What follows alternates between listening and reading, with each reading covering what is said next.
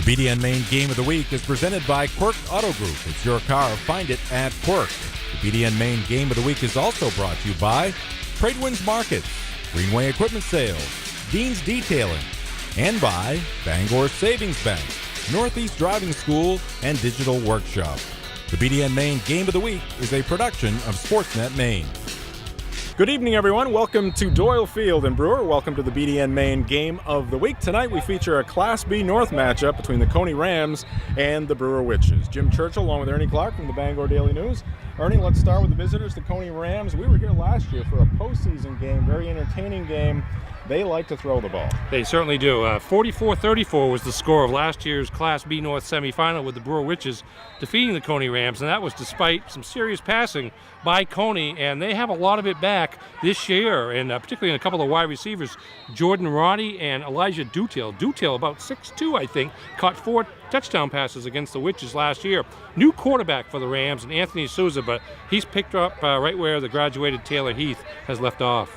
All right, and the home team, the Brewer Witches, pretty predictable when it comes to their offense. They have that outstanding offensive line, Ernie. They like to run the ball. Yeah, that's the great contrast that we saw last year, and that we'll likely see tonight, and that Brewer has a very veteran, sizable offensive line, and they use that to run the football. That's Nick Arthur's MO as a coach, much as it was for his father Butch back in Belfast in the glory days down there. They run the football. They run it successfully. 2-2, both teams 2-2 on the season. Brewer 2-0 against Class B North opponents, and so we'll see if they can stretch out that winning streak tonight. A touch of fall in the air tonight. The Rams and Witches doing battle here at Doyle Field. And coming up next, we'll talk with the coaches. It's your picnic table and your park bench. It's your hotel room, your office, and your nursery. It's your first date and a shoulder to cry on. It's your barbershop, your dance floor, and your toolbox. It's your car. Find it at Quirk. What do you get when you combine pure diesel power with 1,600 pounds of raw iron and steel? Meet the 2R Series from John Deere. Up to 32 horsepower, 4-wheel drive, cruise control, and a 6-year powertrain warranty that's best in its class. This rugged workhorse won't make your breakfast, but with quick attach features, you can do pretty much anything else. Ride one today at your John Deere dealer. Visit Greenway Equipment in Bangor and Ellsworth, or find us online at greenwayequipment.com. Exclusive savings are happening at a Tradewinds location near you. Save big with our happy hour specials every day from 4 to 6 p.m. Grab a family-size one-topping pizza, $6.99. Get 1 pound of our tender boneless wings, $6.99. A full pound of our locally famous buffalo wings, $6.99. Or 1 pound of our crispy French fries, just $2.99. Get this bundle deal and save 50%. Score even more with extended hours on Sunday at a Tradewinds location near you. Since 2006, we've offered free ATMs worldwide to our customers, saving them over $16 million. Bangor Savings Bank. You matter more. All right, time with Coach B.L. Lippert of the Cony Rams. Coach, riding a 2-game win streak right now. Just kind of tell us about your team and how it's developing here in this 2017 season. Yeah, we a tough start. We opened up with Falmouth, who's one of the better teams we think in all of B, and then played Skowhegan in the rain, didn't play very well offensively. In the last couple of weeks against Brunswick, and again last week our homecoming against Mont Bleu, we played pretty well. So we feel good about our growth as a team. We had a couple injuries this week, lost a couple of two-way starters. So tonight will be interesting to see the guys filling in for those guys. But we're excited about where we are, and in this league, anybody can beat anybody on any night, so it makes it fun. And play it up here, obviously always a good crowd, so it should be a fun night. All right, Coach, obviously last year in the postseason, we saw that high-powered offense that you featured. How does this team compare to that team? Anthony Sousa's a first-year starter at quarterback. He's a senior. He was a receiver last year and an all-conference linebacker, so he's filled in and really thrown the ball pretty well. He threw for 350 yards last year. Maybe not quite the vertical game we had last year. At least at this point, he's still developing. He hasn't taken a snap since 8th grade until this summer, so similar style. We maybe run the ball a little bit more than we did last year in the playoffs. I think we had 2 intentional designed runs, right. So you might see more than that tonight. But similar, I think, in style, and we'll see if we can put up as many points and maybe hold them to a few less than they had last time. Yeah, and very quickly about the opponent, the Brewer Witches. What do you expect from them? Yeah, we know what they do. They're two tight end. They're physical. On defense, they're attacking, blitz us and bring some pressure. So, we know each other pretty well. Played twice last year, and they've had the better end of this game in the last couple of years. And our kids know that, remember that. So we're hoping to flip the script tonight, but we got our work, cut out for us. They're a good team. They're well coached. Talking with Coach Nick Arthurs of the Brewer Witches, 2-2 on the season. Coach, kind of describe how things have gone for you this year. Things have been going all right. It's a little bit of a change from last year. Last year we had a pretty good running back in Trey Wood, and we've had a bunch of backs that have really stepped up into new situations, and Bryant has run really well for us. We're happy with what he's been doing, and our line has progressed from week to week, and they've really stepped up for us. Obviously, last year we had a very exciting game here at Doyle Field in the postseason between the Cony Rams and the Brewer Witches. What do you take from that game? Just more of a style a situation there with the Rams? Yeah, I mean, they're a tremendous offensive program. Coach Lippert does a great job getting them ready. They have a bunch of great playmakers in the Roddy and the Dutal kid. Defensively, they bring a lot to the table as well. They game plan really well, and they had a pretty good game plan last year for us. We got to make sure that we limit our mistakes tonight. It's your Monday morning and your Friday night. It's your suitcase, your tour guide, and your photo booth. It's your new beginning and your fresh start. It's your library, your hotspot, and your movie theater. It's your car. Find it at Quirk. If time is infinite, why is there never enough of it? A John Deere One Family tractor with Quick Park lets you attach and go. iMatch Quick Hitch gives you more time for what you love, so it takes less work to do more work. Auto Connect Drive Over Mower Deck? Done. They're not making any more land, but there's plenty of time if you know where to look.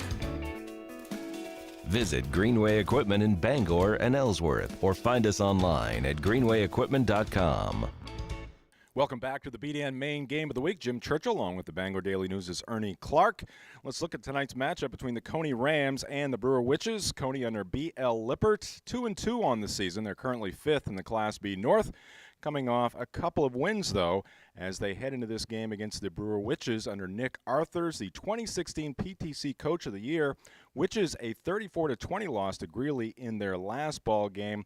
They have reached the Class B North Finals in the last 2 seasons. All right, we'll join the action here just underway at Doyle Field in Brewer. Tyler Bean, the kickoff for the Witches, and now Cony's first possession of the ball game. Their new starting quarterback this year is the senior Anthony Sousa, and heard from Coach Lippert in the pregame show, Ernie. Sousa obviously not a lot of experience, but the good thing, I guess, is he is a veteran. He's a senior. Yeah, senior. Kind of held on to the ball too much that time. Good defensive pressure downfield by Brewer. 88, Jacob McCluskey came from behind to strip that ball. Inside handoff, good pickup here for the Rams on second down. As carrying the football is Jordan Roddy. We saw a lot of him in that semifinal game last year. Yeah, he will do most of his work as a wide receiver, but they like to get the ball in his hands as much as they can, and so he will carry the ball from time to time. That time, 6-yard gain, and now Cony with 3rd and short to start out the game. B.L. Lippert, the head coach of the Cony Rams. Nick Arthurs, the head man for the Brewer Witches. They look on from their respective sidelines. Sousa's going to take it himself. He's got the first down and more as he approaches the 50-yard line. He's going to be taken down at the 47, and they'll move the chains. Yeah, pretty simple play there. Just followed his blockers, 76 and 79 for Cony, providing those lead blocks. Jacob Arbor, and Caleb McFarland with the blocks there, and a 10-yard gain on the quarterback keep for Sousa. Pair of receivers to each side, lone back, and a fire to the right side. It is complete, and that's going to be Roddy again. He's got first down yardage.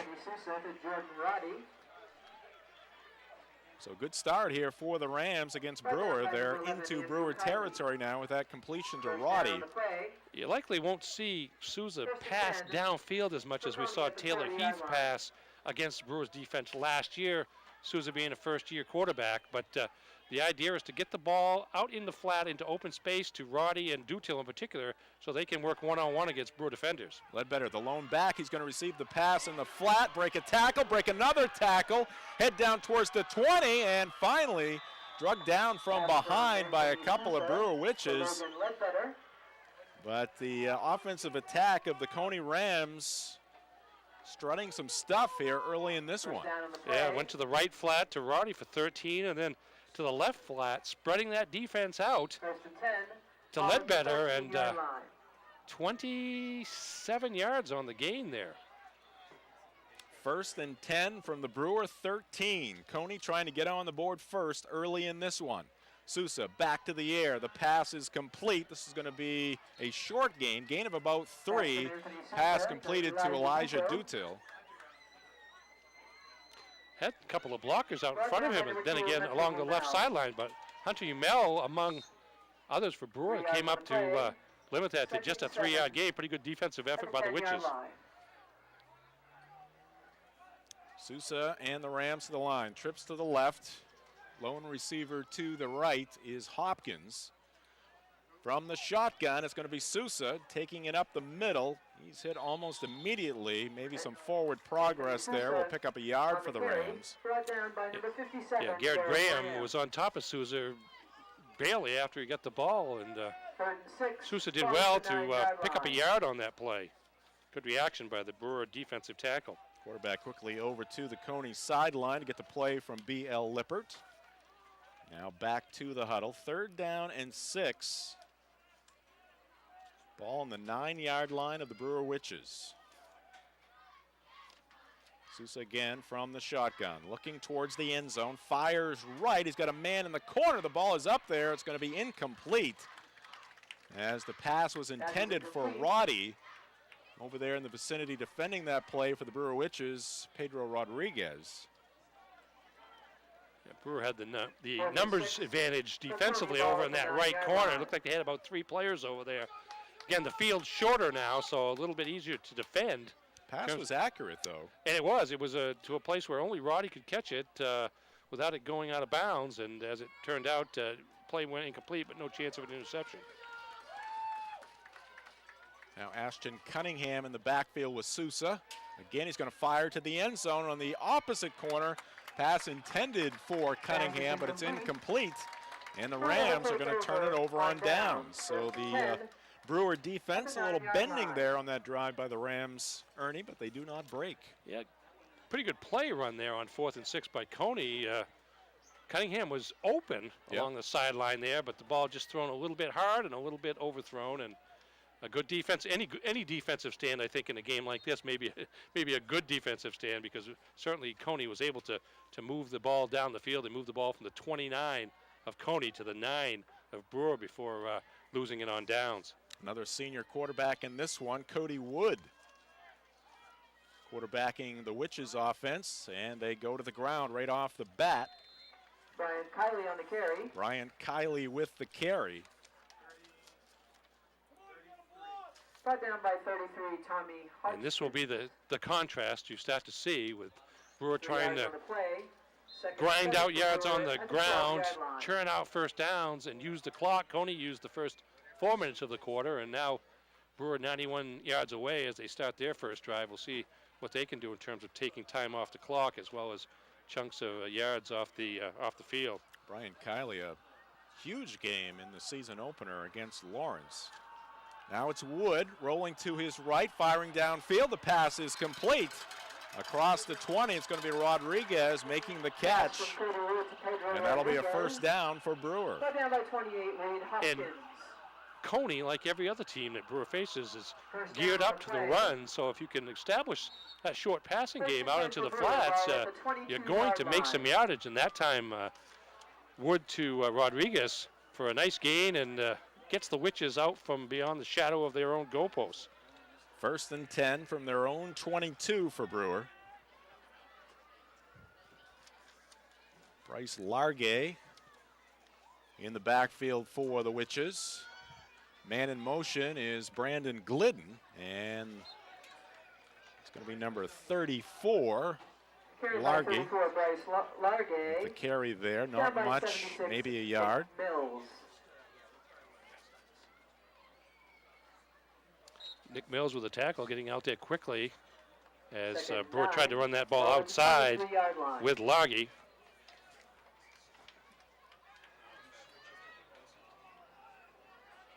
Wood under center. Hands to the deep man, and it's going to be, is that Largy or is that Kiley? I think it was Largy, and he is hit by a wall of Rams. Yeah, that was Largy, 58 for Cony, among the defenders there that met him at the line of scrimmage. That's Mitchell McFarland, junior tackle, right in the middle of that line, and nowhere to go up the middle for Brewer, making it 3rd and long. 3rd and 7, ball at the 25-yard line. First quarter, halfway through. Jim Churchill, Ernie Clark with you. BDN Maine Game of the Week. Got the Sportsnet Maine crew here for this one. A touch of fall in the air here tonight, Ernie. Well, especially when you compare it to the first of the week. Wood from the shotgun. Quick hitter over the middle. The pass is complete. And across the 30, it's going to be Jacob McCluskey, the junior tight end, on the receiving end there. It's going to be very close. They're going to give it to him. First down. Just got to the marker. Jim McCluskey used some upper body strength there to pick up the extra yard or two he needed. Simple slant pass with McCluskey lined up to the right side of the line of scrimmage and came across, but presents a pretty big target for Wood, and that play should work quite a bit tonight, you would think. So Brewer with some momentum, moving the chains once again. Here is Kiley, and he'll take it up to the 38-yard line. Throw down by number 78, Jacob Arbor. Yeah, we see Arbor with the tackle for Cony. Both Kiley and Largy kind of seeing a lot of the duty at running back.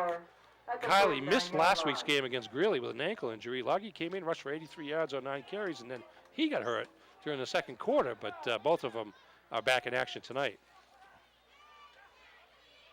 And it's going to be Largy again. He's tripped up near the 39-yard line. Jacob Arbor. Nice play there once again by Arbor. Jacob Arbor, number 78 for the Rams, a junior. 40-yard line.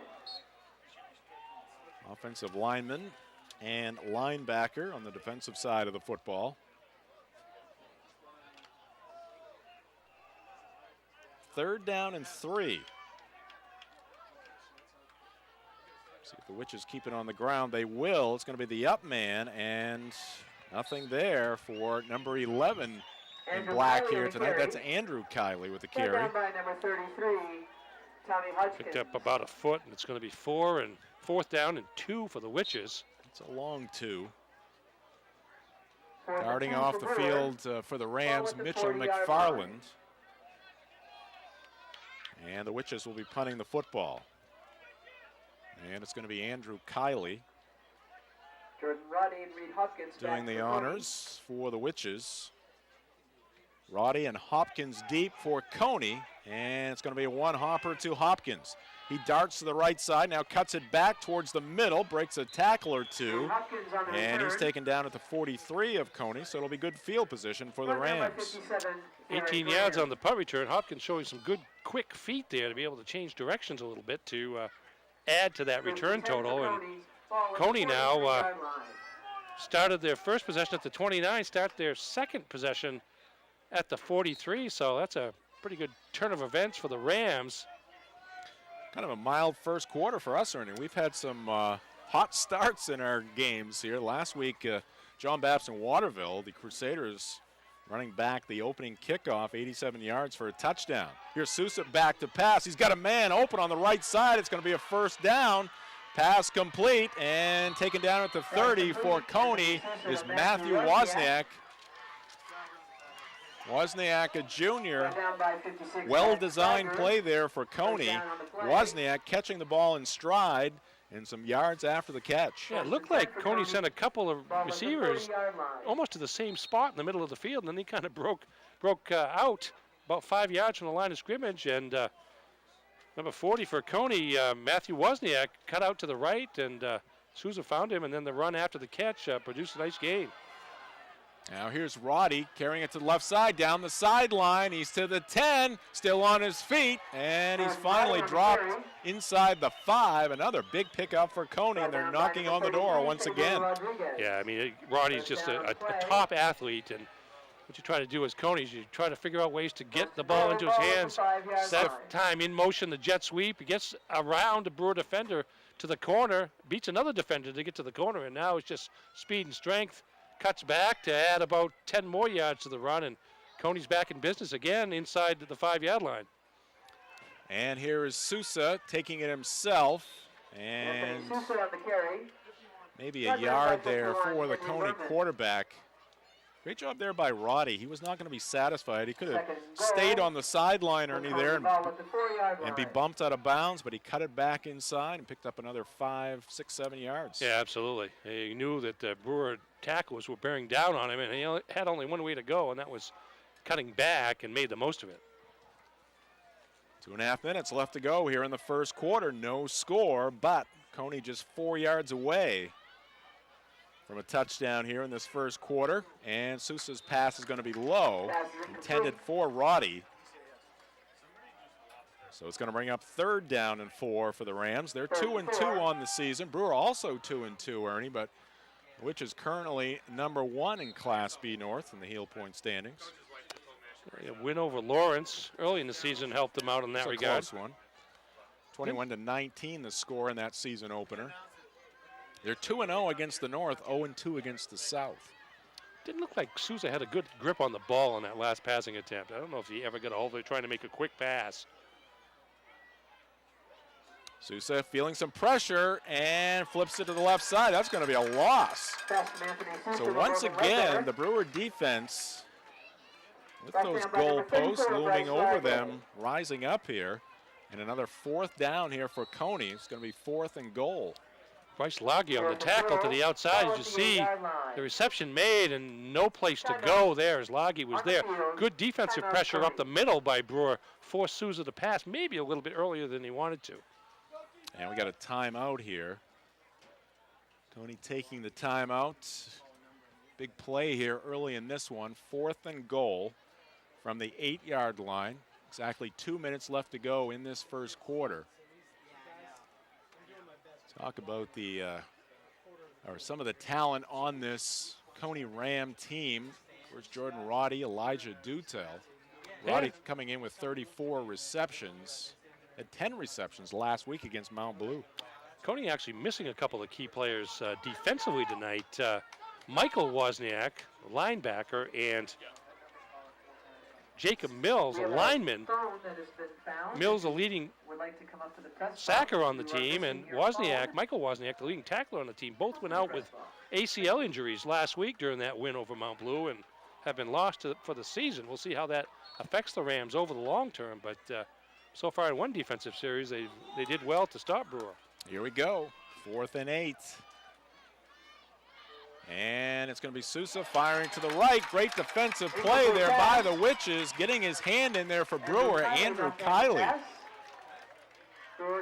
And Brewer will take over on downs again. So Rams got to be a little frustrated here. They're racking up the yards, but nothing to show for it. Tough angle pass there. Yeah. Double team by Brewer's defense, but as you mentioned, Andrew Kiley getting the hand out there in front to knock the pass down, and you're right.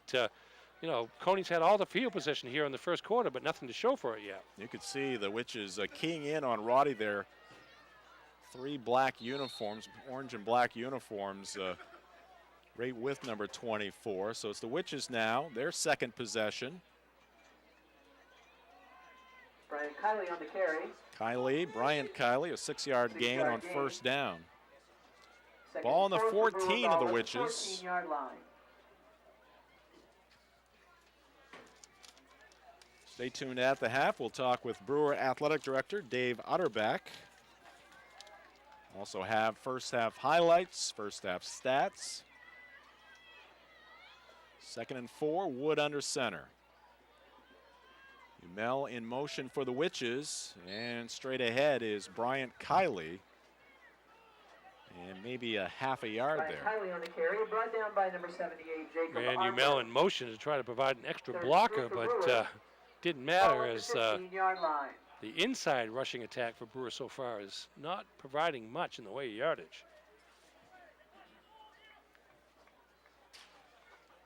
And in the playoff game, the semifinal game between these two programs last year, 78 points scored in that one.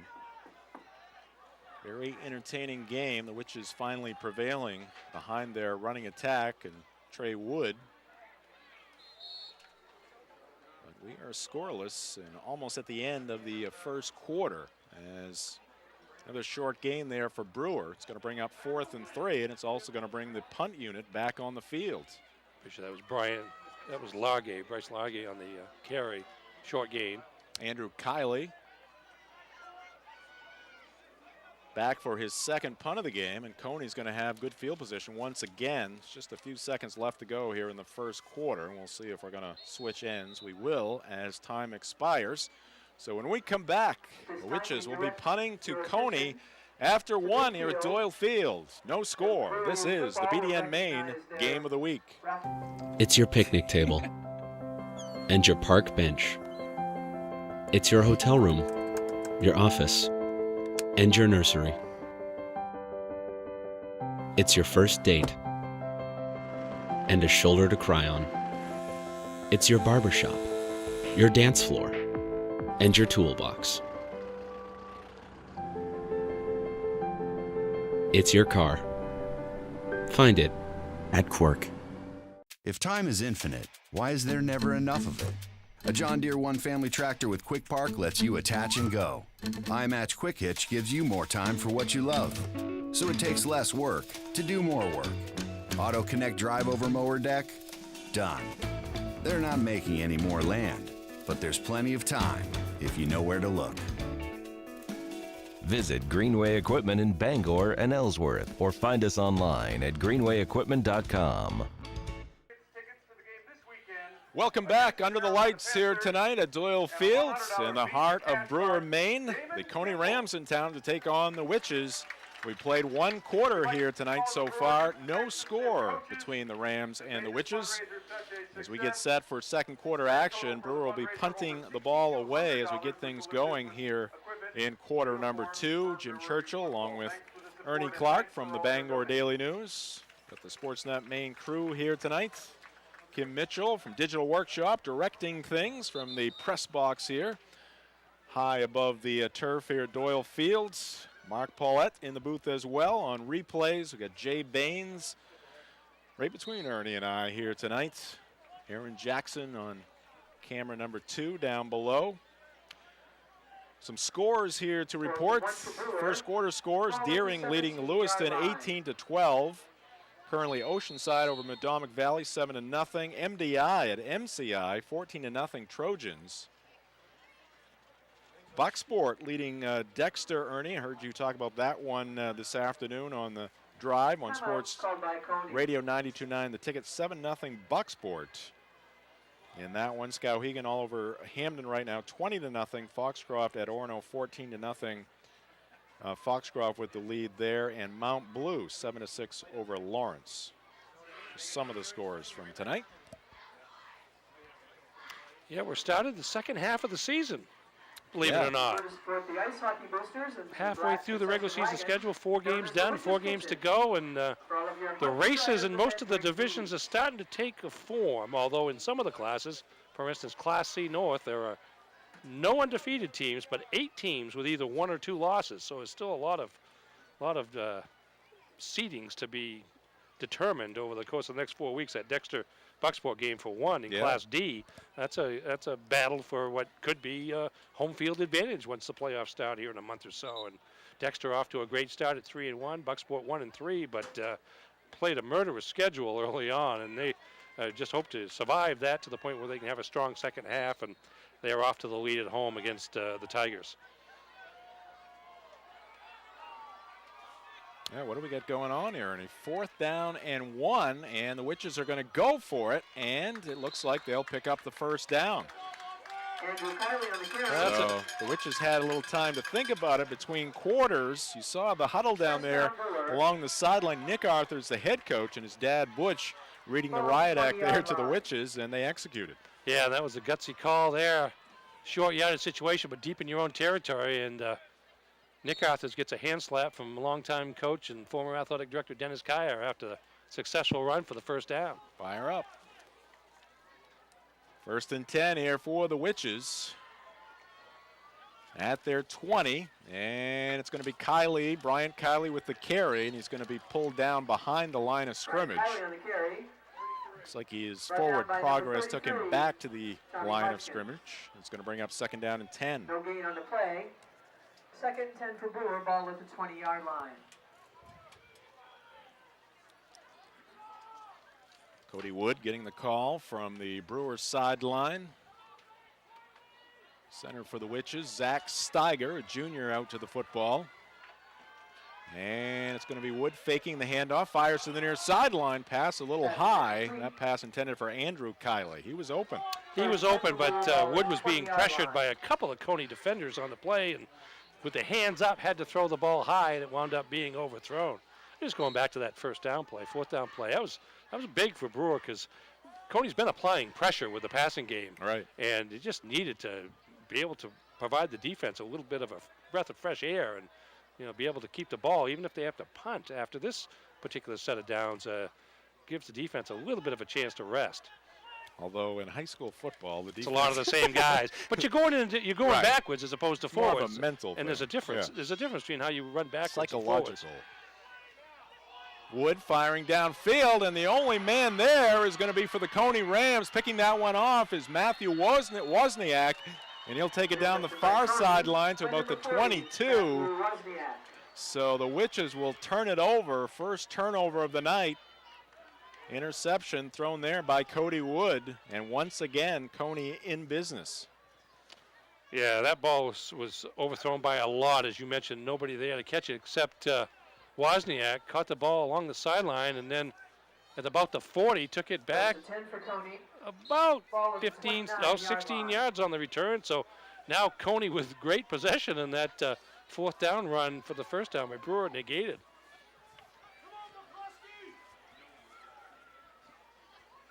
First and 10 from the 28, and a direct snap to Roddy, and the Rams getting a little fancy here. Pass is intended for Sousa, but it's going to be picked off by Brewer. Pass hung up there for Brandon Glidden. He was just waiting for it. A lot of hang time on that throw, so the Rams pulling a little trick out of their bag there, Ernie, and it did not pay off. Yeah, direct snap to Reed Hopkins, I believe, number 28. 1st and 10 for Brewer. Ball at the 6-yard line.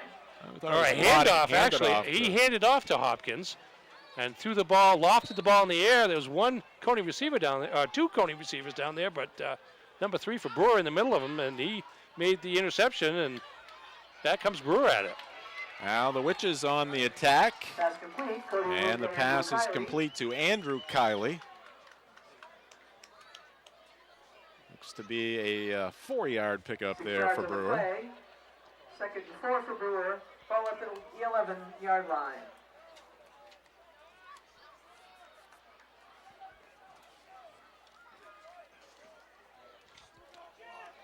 Second down and 6 for the Witches.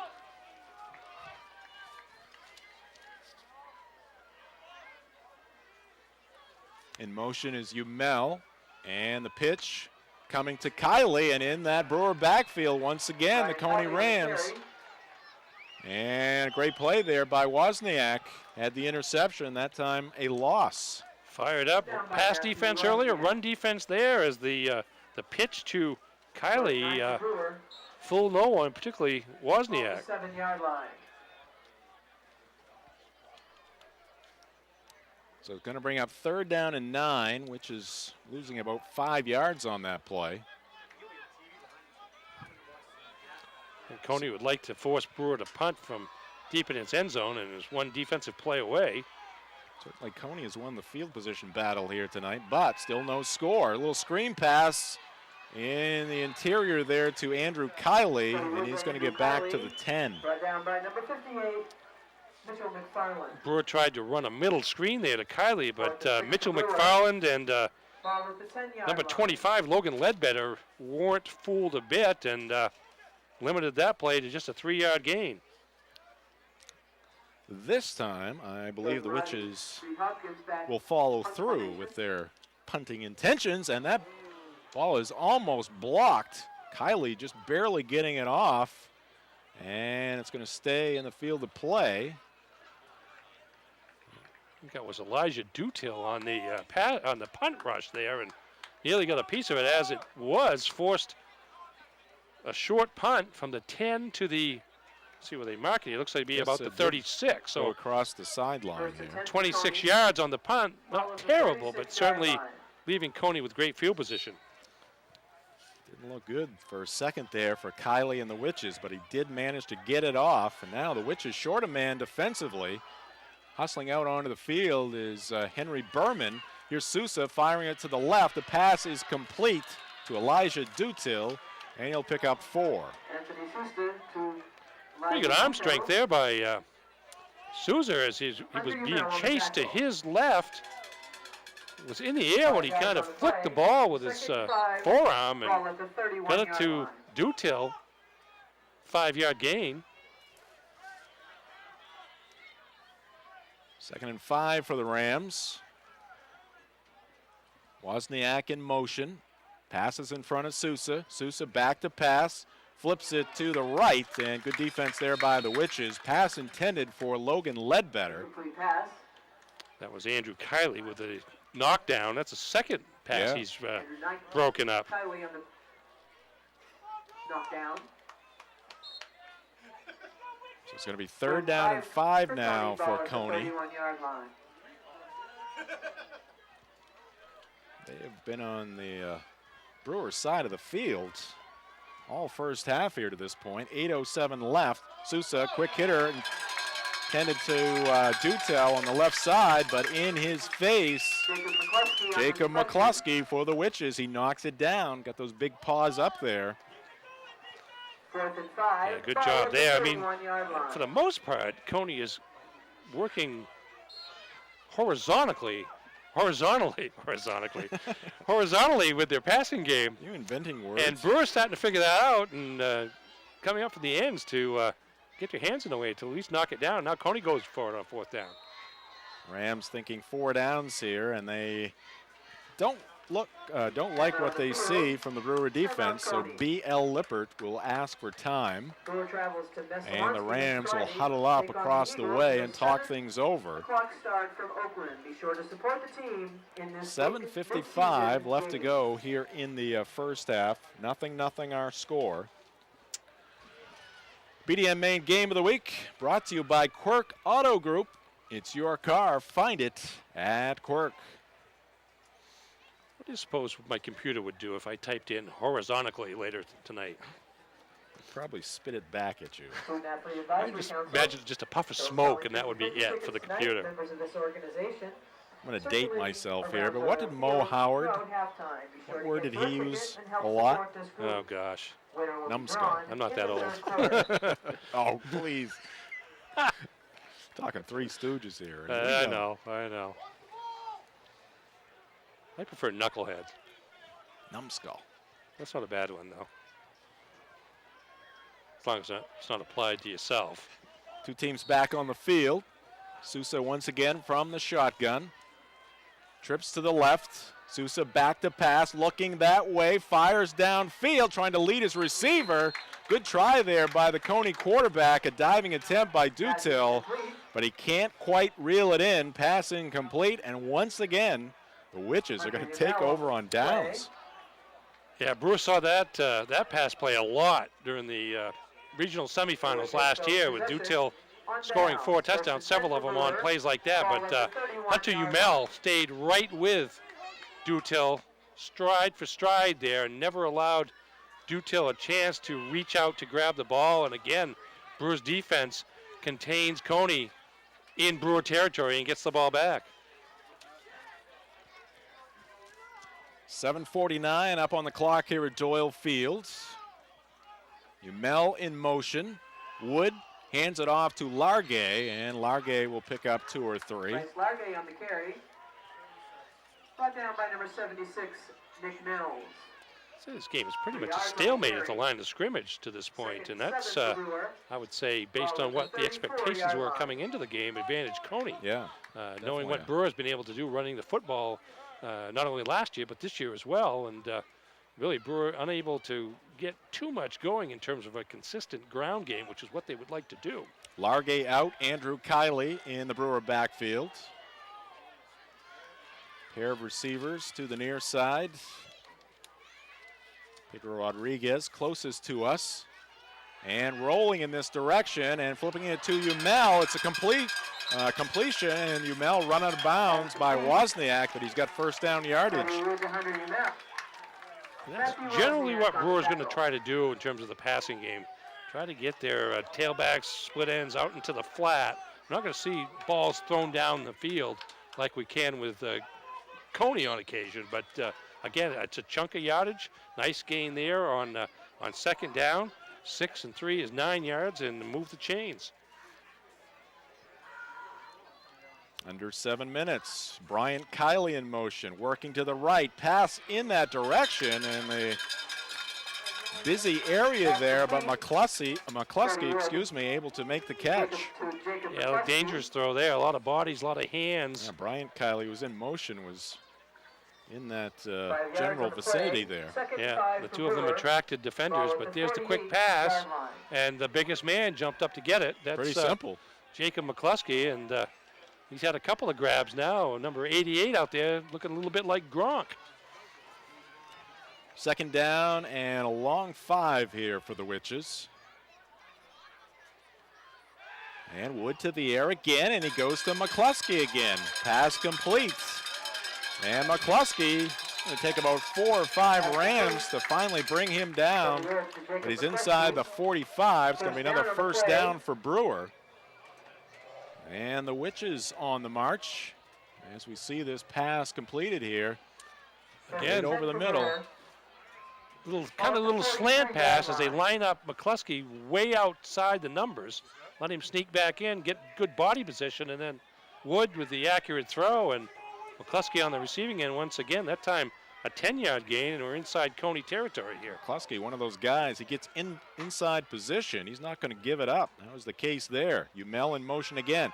The handoff goes to Andrew Kiley, and he's dropped for a loss. Andrew Kiley on the carry. Yeah, a little bit of a draw action there on that play, but certainly Cony not fooled as looks like number 62, Alex Shabbat, with the tackle right at the line of scrimmage, actually going to go for a loss of about 1. Which is known for their running game, Ernie, but here in the second quarter at least, they're having more success through the air. Yeah, I mean, obviously these teams prepared for each other, believing that Cony was going to pass a lot and Brewer was going to run a lot, so it forces the offenses, in some cases, to try to come up with some alternatives in order to have success. Wood from the shotgun, rolls to his left, throws back across his body, accurate pass, and it's complete to Umel. He's inside the 40. It's going to be short of the first down, but nice accurate throw there by Wood. Split 2 defenders on that pass to Umel. You see him on the run and throw it in between 2 defenders, and Umel holds on to the ball as he gets inside the Cony 40 at the 38. Pinpoint accuracy there by Cody Wood. From the 38, it's 3rd and 6. Wood fires again, and this time a little too strong. Pass intended there for Brandon Glidden.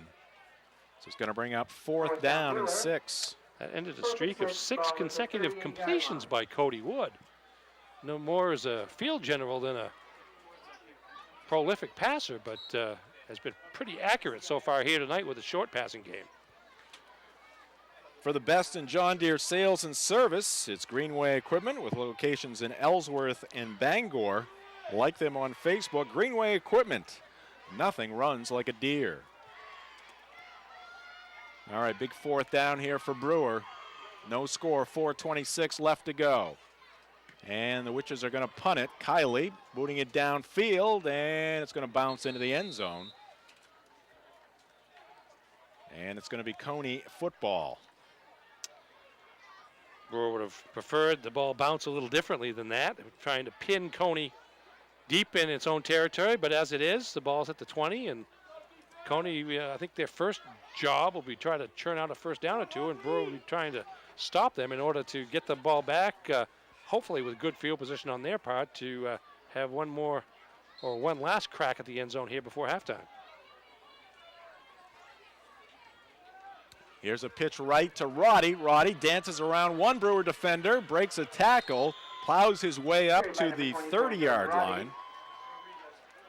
Brought down by number 33, Pedro Rodriguez. Rodriguez with the tackle for Brewer. 9 yards on the carry.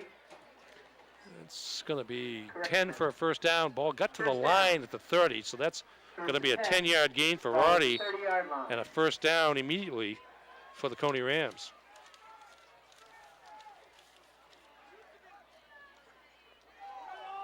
Inside handoff goes to Ledbetter, Logan Ledbetter, the senior. Straight up the middle, he'll pick up Logan Ledbetter. about 4 yards, it looks like there.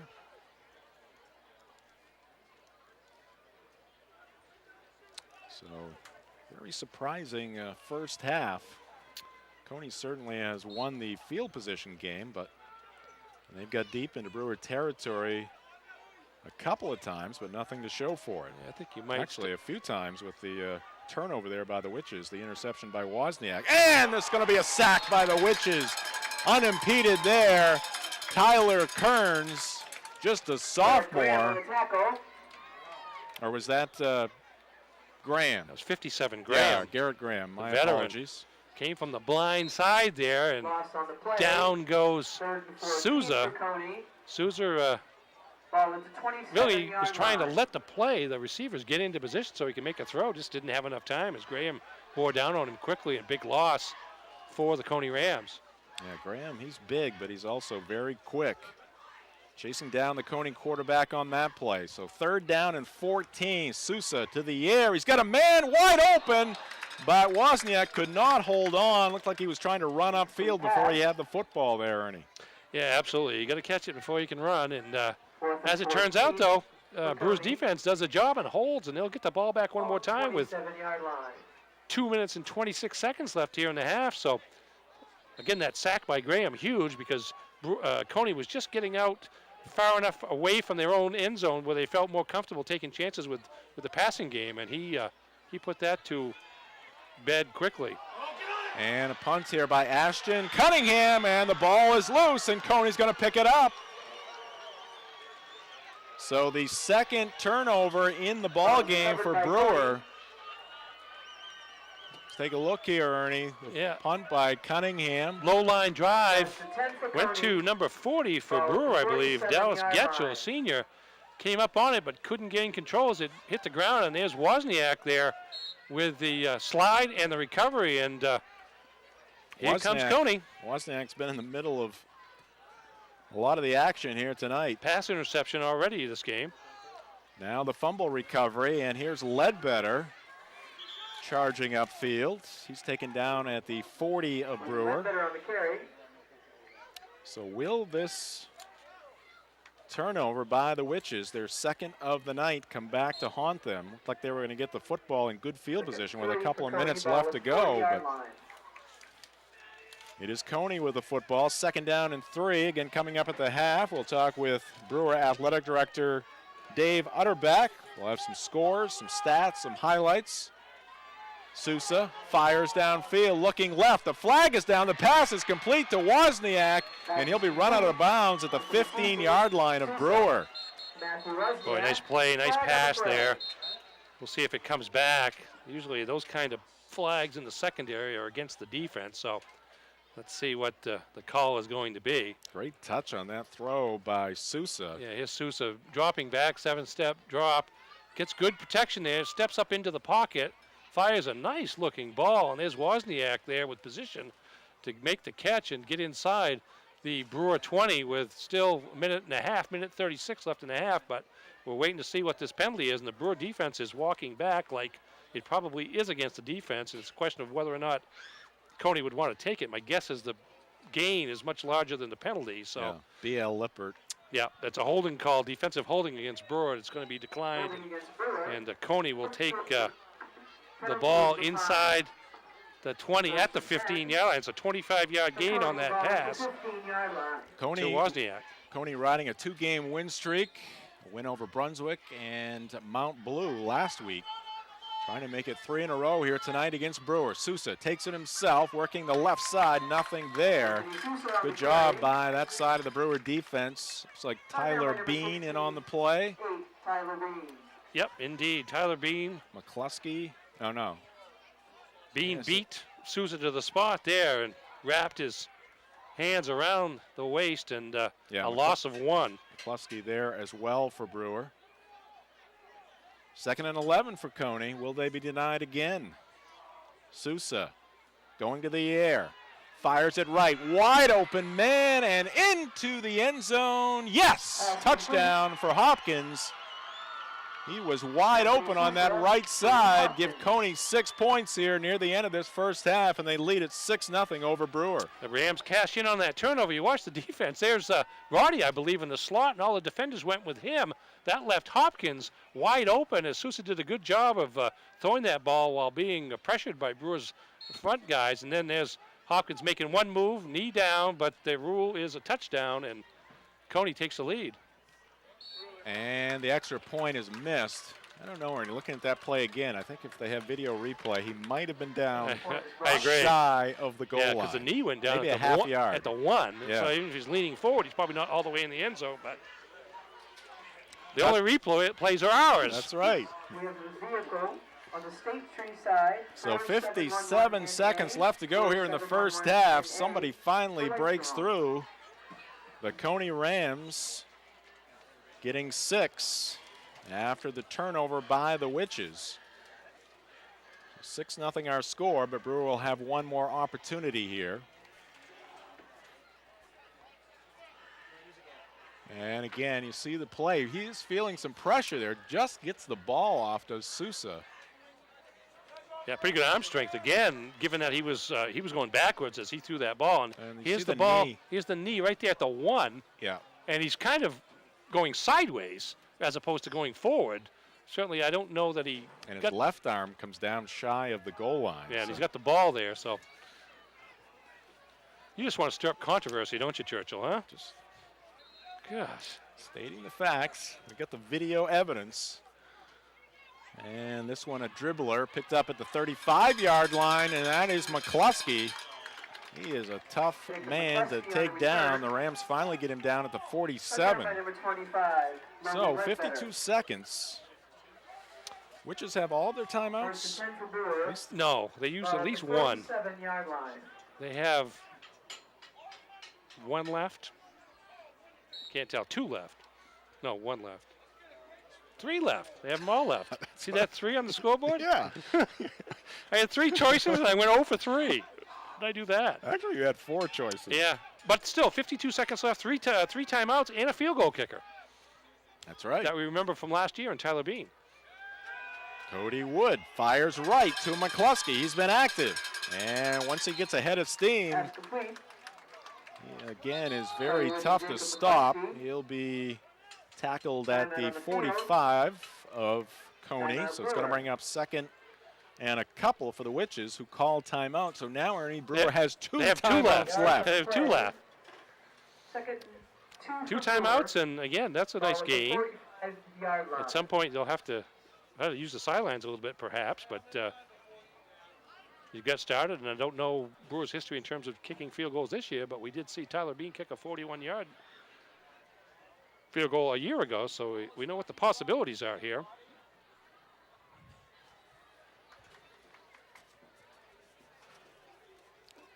Opportunity for the Witches. Good look at their huddle along the near sideline.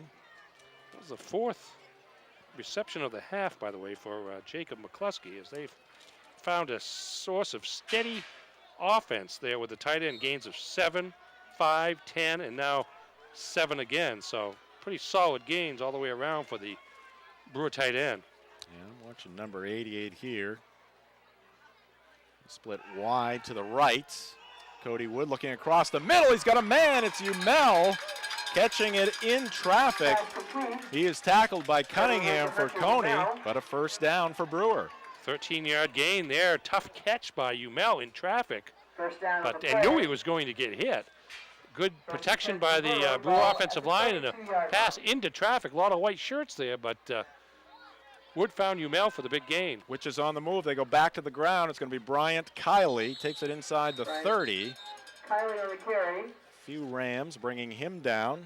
In on the tackle there, Cunningham, along with Jacob Arbor.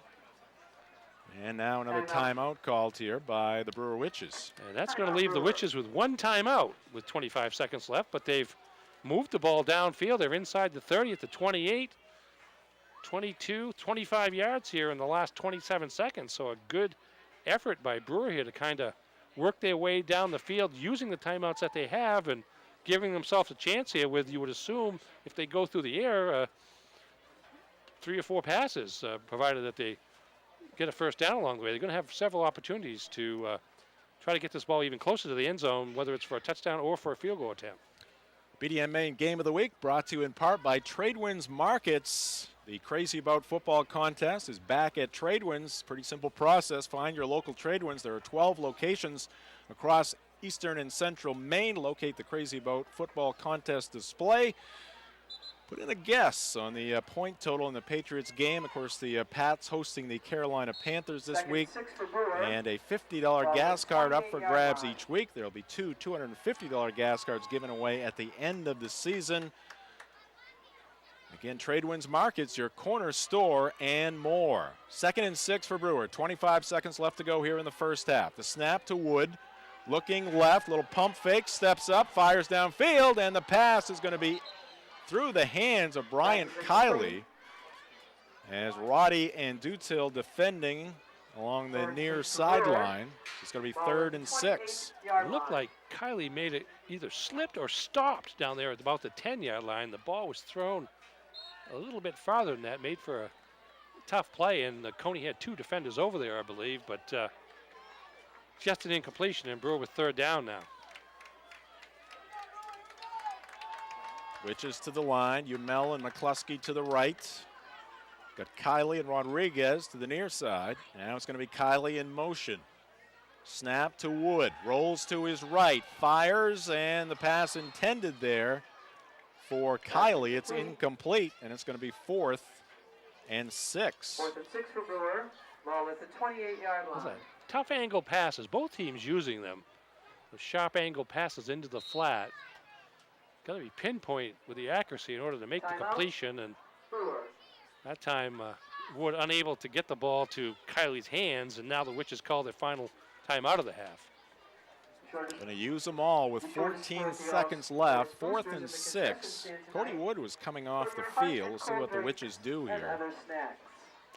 I knew they would have 0 timeouts at some point. I just didn't know when. I was predicting rather than stating fact.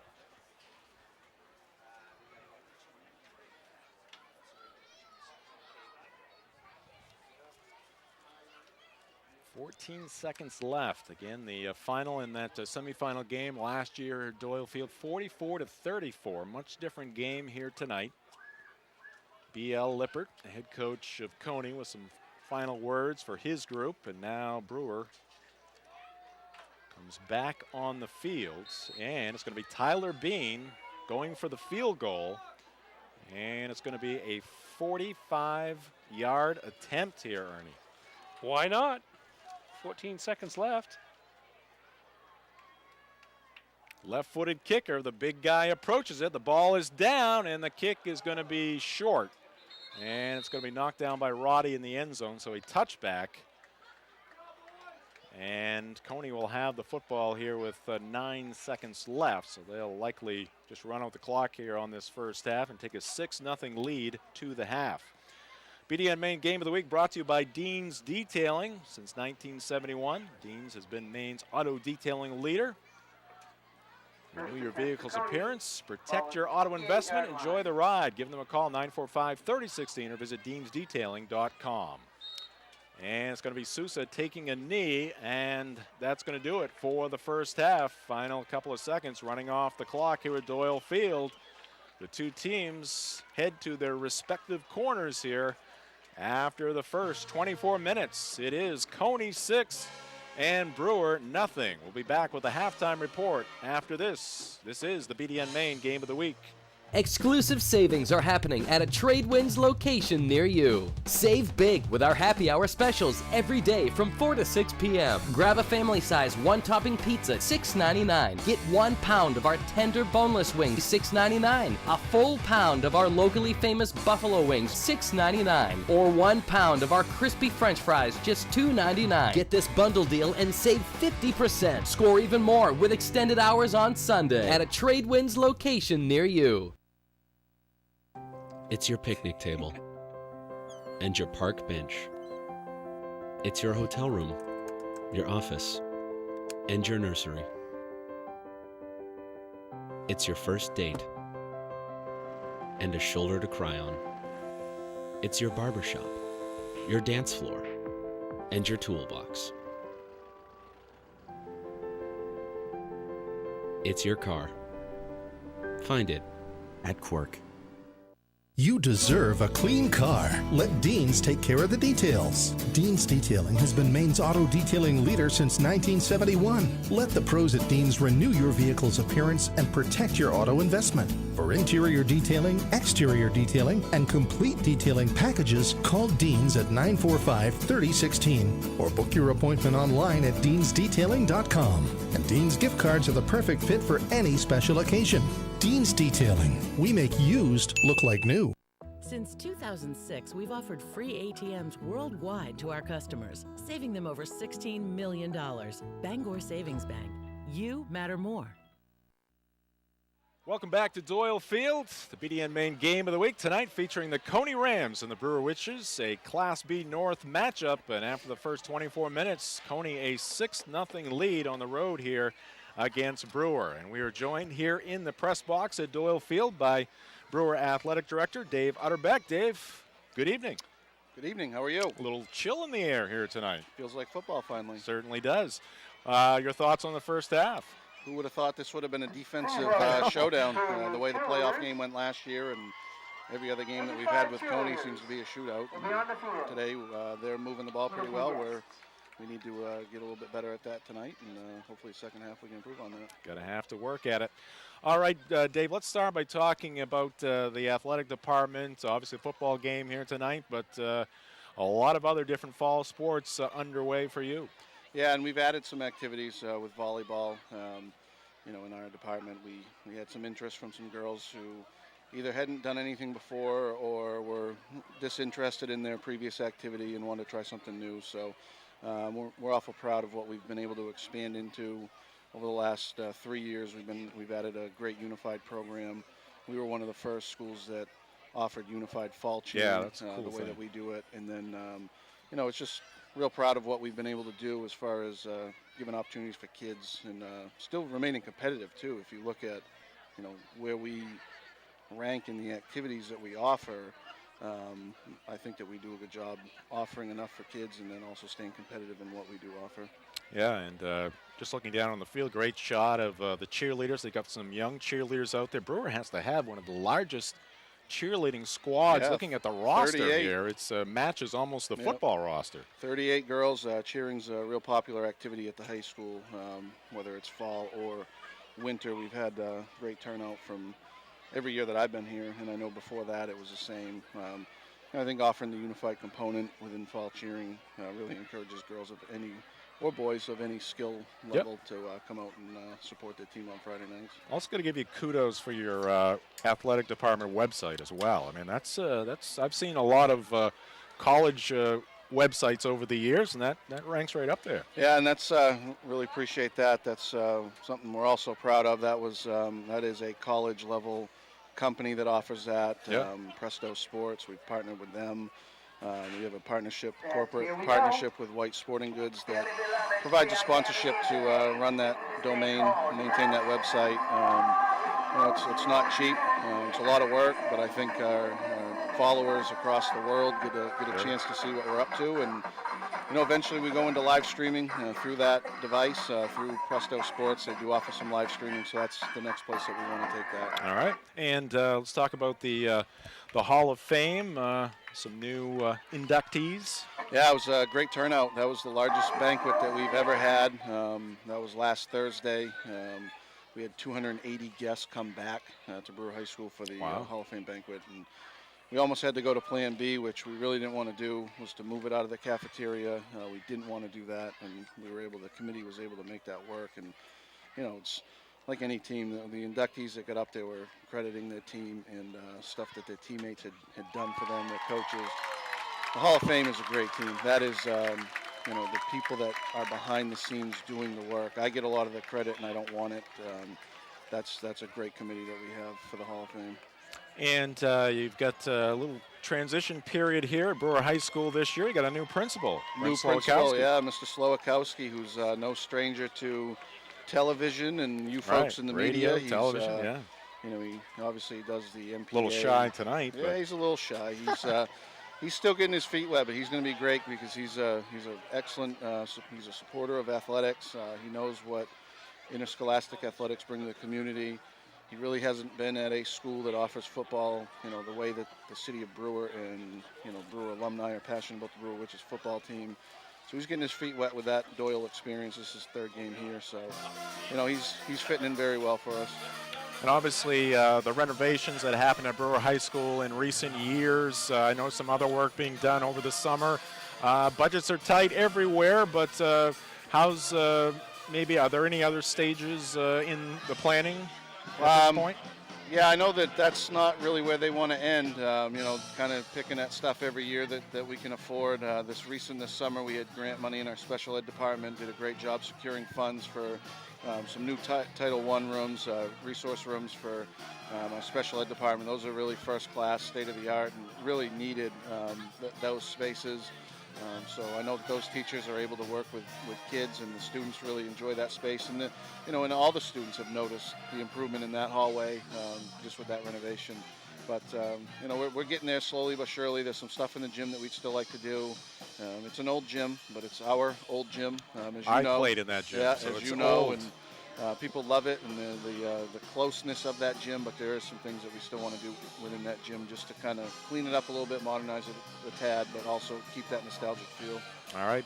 Dave, we really appreciate the time. Thanks for joining us. Congratulations on everything that's going on at Brewer High School and within the athletic department. Well, thank you very much. We really appreciate your coverage, too. I know we've probably got people watching from all over, so I want to thank those people for tuning in and, the opportunity that you guys provide for that sort of viewership. All right. Our pleasure. Dave Utterback, athletic director at Brewer High School, joining us here in the Halftime Report. We got to take a break. Back with more. We got some scores, we got some stats, and we got some highlights coming up next here on the Halftime Report. This is the BDN Maine Game of the Week. Exclusive savings are happening at a Tradewinds location near you. Save big with our happy hour specials every day from 4 to 6 p.m. Grab a family size one-topping pizza, $6.99. Get 1 pound of our tender boneless wings, $6.99. A full pound of our locally famous buffalo wings, $6.99. Or 1 pound of our crispy french fries, just $2.99. Get this bundle deal and save 50%. Score even more with extended hours on Sunday at a Tradewinds location near you. If time is infinite, why is there never enough of it? A John Deere One Family Tractor with Quick Park lets you attach and go. iMatch Quick Hitch gives you more time for what you love, so it takes less work to do more work. Auto Connect Drive Over Mower Deck? Done. They're not making any more land, but there's plenty of time if you know where to look.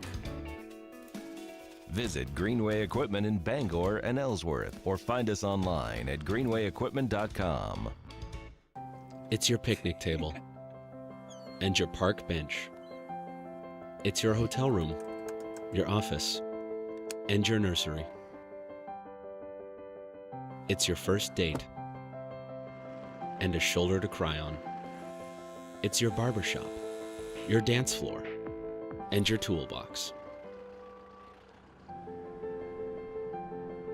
It's your car. Find it at Quirk. BDN Main Game of the Week, Class B North matchup tonight between the Cony Rams and the Brewer Witches. Our halftime score, the Rams up on Brewer 6-0. Cony scoring late after a Brewer turnover. Going to get to some highlights here from the first half. Next week, we're going to be off actually next week on October 13th. We'll be back with you with the BDN Main Game of the Week as we'll be in Pittsfield for Dover at MCI. All right, Ernie, let's get to some of these first half highlights here. Yeah, and here we're going to see a long option throw by Reed Hopkins after a Cony interception. Two Cony receivers in the area, but there is Brandon Glidden. Number 3 in between for the interception to stop a Cony foray deep into Brewer territory.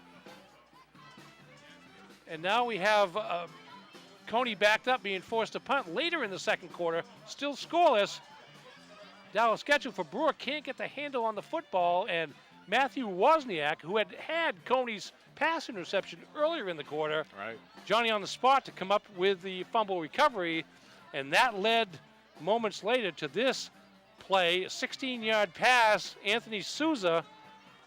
The defense went toward Jordan Roddy, and that left Reed Hopkins wide open out in the right flat. Knees down. Is the ball in the end zone? According to the officials, it was, and Cony takes a 6-0 lead. Extra point attempt. The kick was no good, but that's the only score of the game.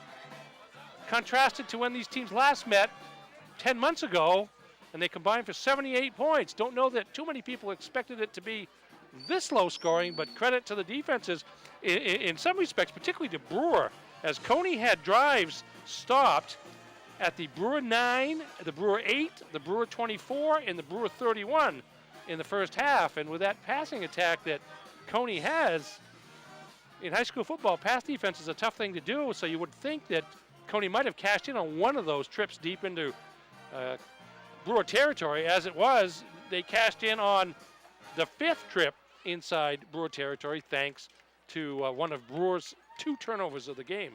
3 turnovers overall, 2 for Brewer.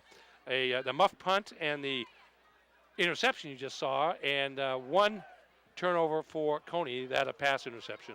And the Cony Rams trying to make it 3 wins in a row after victories over Brunswick and Mount Blue. They have the 6-0 lead here on the road. They've controlled the action for the most part here in this first half against Brewer. So 6-0 here. Let's look at some other halftime scores. Oceanside leading Madomic Valley 21-0. MDI at MCI 28-0 Trojans. We saw them a couple of weeks ago at Bucksport, and that seemed to be a team that was really kind of finding themselves in that game, and you could really see them maybe turning it on coming off the great year last year. Yeah, absolutely. And they've got a tailback, a halfback named Kobe Lee, who we saw against Bucksport. Once he gets to the corner, he's got some straight ahead speed that is tough for teams to match up with. Don't know what he's doing tonight, but with MDI holding a substantial lead over MCI, that's a Class C game. Going into the half, no doubt Lee, an integral part of that success for the Trojans. And another score, we mentioned the Bucksport Golden Bucks. They're hosting Dexter tonight, and a good night for the Golden Bucks. They lead at 27-8. Yeah, that's probably too many points for Dexter to give up and have a chance to win. Again, we talked about Bucksport being 1-3, but having played a very, very difficult first half schedule with games against Lisbon, undefeated at 4-0, MDI 3-1, Foxcroft Academy 3-1. Those were the 3 losses that the Bucks have suffered. Dexter's 3-1 as well, so this would be worth a lot of heel points if Bucksport can get this win, and it sets them up for a solid second half that could move them up the standings to where a lot of people thought they would be near the top. Hamden on the road at Skowhegan. Indians leading that one 40-0. Foxcroft looking good at Orono. Ponies up 30-0 in that one. Winslow at Herman. This game close, Ernie. 14-7 right now. The Black Raiders on top. That's a good effort by Herman. Yeah. They got handled by MDI down on the island last week in their first really difficult game of the season in terms of top quality competition. But to come back and be within a touchdown of Winslow, assumingly somewhere near the half, that's a pretty good effort by the Herman defense in particular to hold a high-scoring Winslow team down. And Lawrence leading Mount Blue at the half 26-7. Baseball score at Fenway Park.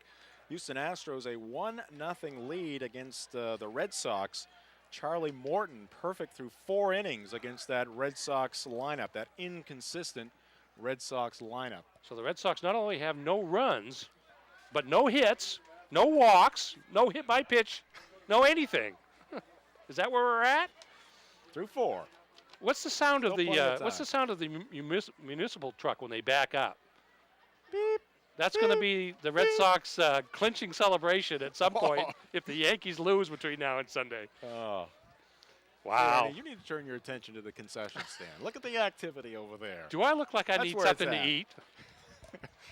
I'm sure it's tasty, though. Don't make me answer that question. All right. So you got any stats for us, Ernie?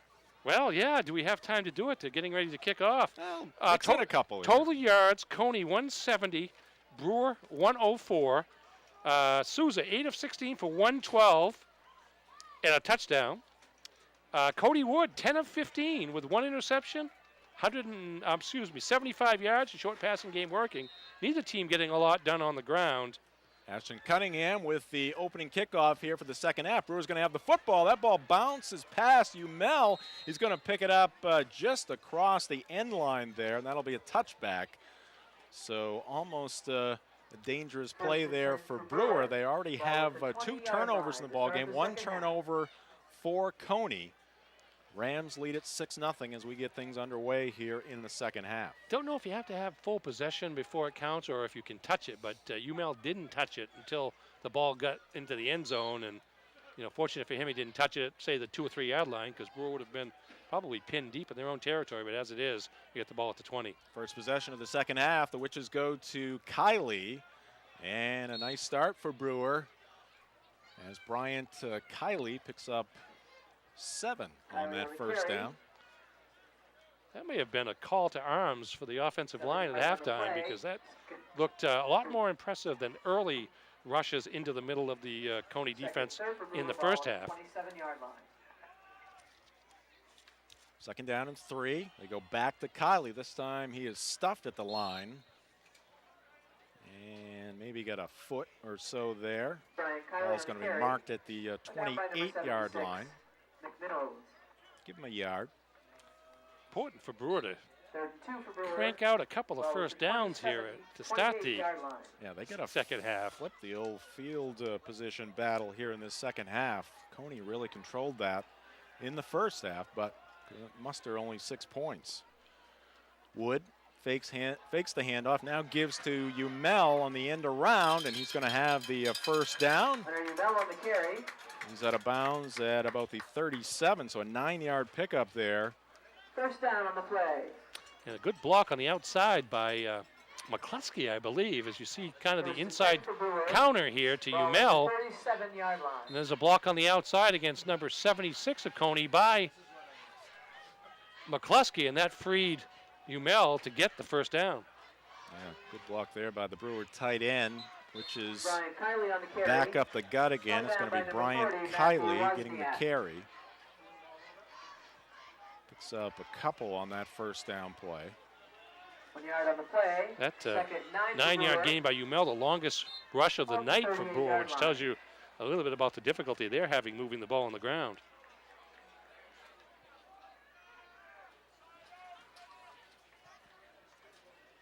We're averaging a little over 20 points per game, and now Largy into the ball game for the Witches gets the call. Bryce Largy on the carry. He's tripped up at the 44. Make it the 43. Witches coming off a loss at Greeley. Or check that ball game here at Doyle Field. They lost that ball game 34-20. We mentioned earlier Brewer 0-2 against the South and 2-0 against the North. I should say in that game, Greeley had 4 touchdown passes against Brewer to account for 4 of their 5 touchdowns. So knowing that Cony was coming in, it's like a penalty here against the Rams. You assume the Witches worked a lot on pass defense here during the past week. That would be a first down, it looks like, with the 5-yard penalty. Offsides against the Rams. Coachman on Cony. First down. Very few penalties so far tonight, but that was an important one as it gives Brewer a first down, and they're out near midfield. This is just what they wanted to start the first half. They're not a team that's going to have a lot of big plays, so it's a matter of grinding and grinding and grinding. And 2 first downs here in the half, and ball out near midfield. Wood under center, and the give to Andrew Kiley. He gets it across midfield. He'll pick up 3. It's going to be 2nd down and 7. Nick Arthurs, the head coach of the Brewer Witches, assisted by Dennis Kaya, Dana Corey. Dana Corey, the baseball coach at Brewer High School. Rich Libby, Lou Ireland, Butch Arthurs, his father, Chris Miller, and Scott Flagg. Talked with the athletic director, Dave Utterbeck, at the half, and a new principal at Brewer High School, Brent Slowakowski. 2nd and 7. Wood whirls, hands it off to Kiley, who advances it inside the 45. Brought down by number 14. It's going to be a 2nd and a couple for the Witches. B.L. Lippert not happy with the defensive effort. You see paces on the far sideline. Faked the inside handoff one way and then gave it to the second man through Kiley, and good yardage again, good line play. Open hole at the line of attack there allowed Kiley to get a good gain. And Kiley's going to be dropped in the backfield. That'll be a loss of 1 for Brewer. Seen that a lot here tonight, Ernie, with Cony in the backfield of the Witches. Yeah, that time Logan Ledbetter, number 25, with the blitz as the defensive line occupied the offensive line of Brewer, created a hole for Ledbetter to get through, and he got Kiley just as he got the ball, and now it's going to be 4th and 3, and looks like Brewer will try to go for it here. Witches gambling. Was successful in the first half from deep in their own territory on a 4th down. They only had a yard to go on that one, though. And they're going to go to the air. They go to McCluskey. They've had a lot of success going to number 88, and it pays off once again. He's been money here tonight, Ernie. Yeah, the not-so-secret weapon as it's becoming there. Faked the handoff. As you mentioned, it wasn't 4th and 1, it was 4th and 3, so they needed a more than just a dive, and McCluskey been the sure-handed target out in the flat, and that time a shoestring tackle away from a real big game, but as it is, another first down for the Witches.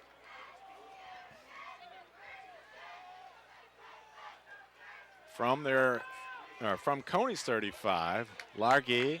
Largay getting the call. He'll pick up a couple. Tommy Hodgkins. BDN Main Game of the Week brought to you by The Drive. Catch The Drive weekdays 4 to 6 on Sports Radio 92.9 The Ticket. Your sports, your teams, your show. 47 yards on the drive so far after taking the opening kickoff in the second half for Brewer. Nice little connection there, Ernie. The drive to the drive. Always thinking. Brian Kiley on the carry. Brian Kiley. Put down by number 39. The carry there for the Witches. Good job there by the Rams to stretch that one out. And 7 for Brewer. Barely a gain, maybe a half yard there by Kiley. So it's going to be 3rd and long for Brewer. 3rd and 8, but at this point it's probably all 2-down territory. 3rd and 8 may present a quandary because then you know you have to pass, but I mean 4th and 8, but here you've got to look at it as a 2-play situation. Couple of fakes by Wood, now rolling to the right, being chased by Wozniak, fires downfield. Pass may have been deflected there by Hopkins.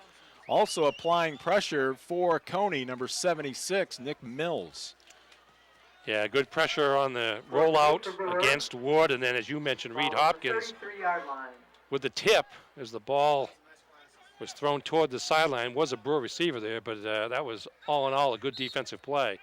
Got a witch down near their sideline. Medical staff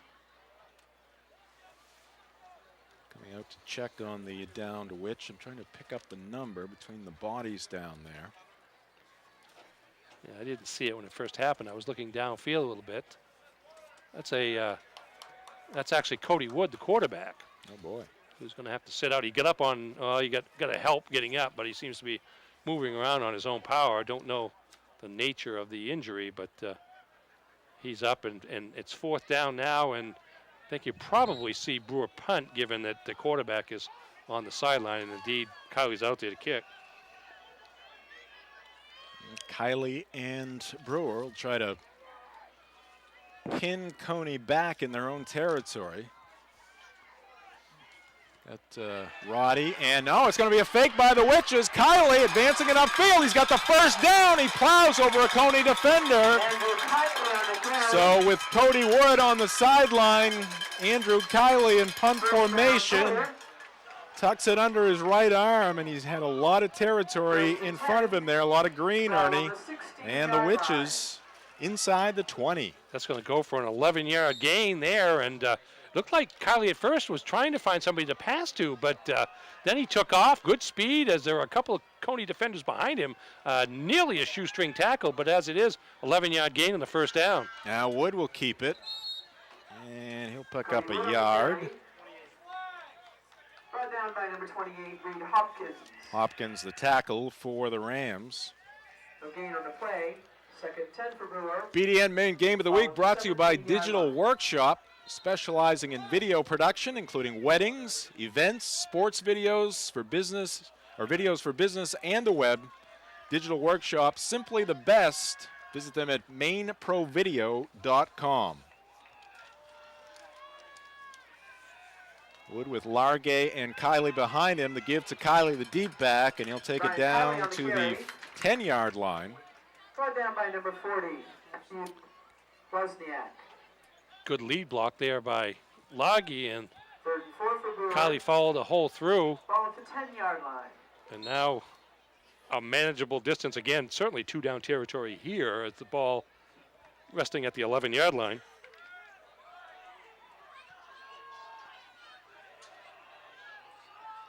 Third and 4. Wood goes again to Kylie. It's going to be close. I think he's got it. Needed to get to the 7-yard line. Looks like he's down at the 6, so that'll be a 1st and goal now for the Brewer Witches, trailing at 6-0. First and goal for Kylie hitting that hole hard, and then the 6-yard line. mowing down a couple of Rams on his way to a 1st down. It's an impressive drive here by the Witches to start the second half. From their 20 to the 6 of Cony, drive has lasted 7.5 minutes and counting. Yeah, you called it on the first play there. The give to Kylie got about 7 yards. Cony once again in that Brewer backfield. Wood just barely got that to Andrew Kylie.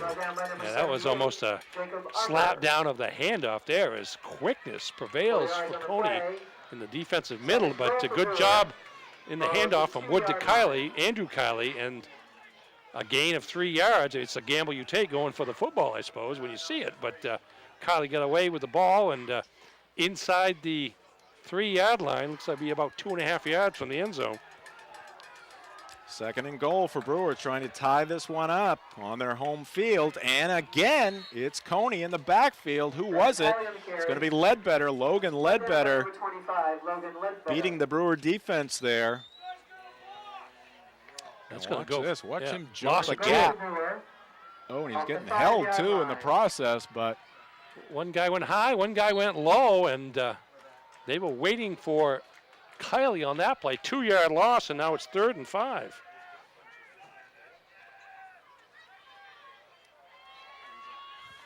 Active linebackers for Cony behind the line of scrimmage.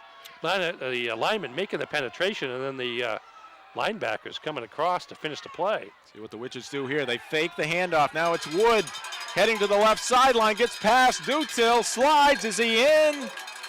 No, he's not.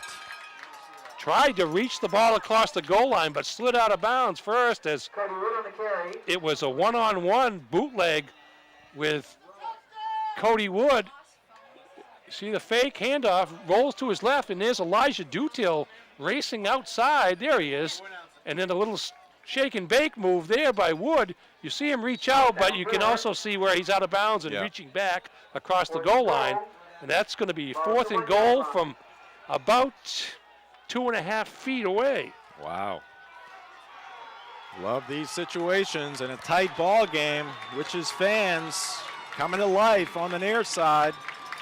Cony fans across the way urging on the Rams for a defensive stand. 4th and goal. Wood hands it off inside, and that is a... What do we got here? We got... Still waiting for the call. Brewer signaling touchdown. Cony signaling no score. Oh, boy. No signal yet.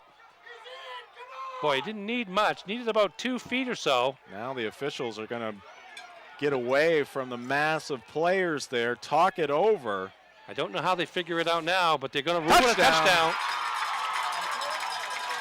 You said it, Ernie. Brewer did not have far to go. Cony has been very sturdy on that defensive line. They've been in the Brewer backfield a lot here tonight. B.L. Lippert and his staff not happy with the officials. But Brewer gets the touchdown, and now chance here with an extra point to take the lead. Okay, thank you. Yeah, Andrew Kiley, the fullback on that play with the touchdown. Here's the kick, and it is up, and it is good. And we got a flag down. Roughing the kicker maybe. Kiley with the kick there. Got it through the upright, so it's going to be 7-6 Witches. And we'll see what the call is. Yes, it is roughing the kicker. And that'll be applied to the kickoff. So a long and lengthy drive there by the Brewer Witches, and finally they break through. That is 80 yards. Took every inch. Yeah, absolutely. 80 yards and... The phone has been turned in to the press box. So we look at it again here. Here we go. The quick handoff to Kiley. A couple of Rams in that backfield, but Kiley went over the top of him. Didn't have far to go. Again, he only had like 2 feet to go to get into the end zone. Looks better on the bottom of the pile there. Looks from that perspective like he gained enough to get to the line. Now, we couldn't see where the ball was on the line. That guy's glad it wasn't last year when it was 44-34.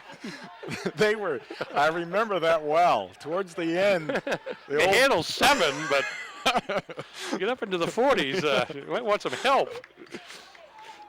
They were being tested last year. But I'm sure, rooting for the Witches, they'd be happy to do 7 more. 20 plays for 80 yards. Oh. That's called grinding out a drive. That's what, 4 yards a shot? And showing off And the again. time off the clock, since the start of the second half, we've got, 9 minutes and 20 seconds of a drive. That's a drive any coach would be proud of. Yeah, you mentioned Lippert being a little upset at that call at the end zone. However, you can make the case that he was the beneficiary in the first half when the ball looked like it may not have crossed the goal line on the Cony touchdown. But as it is, we've got a great football game here at 7-6. Tyler Bean kicking off from the 45. Ball fielded on the run by Roddy. Roddy's got a head of steam, and it's going to be Bean, the kicker, knocking him out of bounds. But Roddy brings it back over the 40 of the Rams. And once again, Cony will have excellent field position. Boy, you just see how dangerous Jordan Roddy is on that play. Running up on that ball. He got the ball, ran up on the ball, got to about the 20-yard line, and just accelerated. And fortunately for Brewer, Tyler Bean was the immovable object and knocked him out of bounds. But as it is, great field position by Cony at its own 42 for its first possession of the second half with just 2:34 left in the third quarter. Now here's Sousa going to the air. Pass intended for Roddy off his fingertips. He was being shadowed there by Andrew Kiley.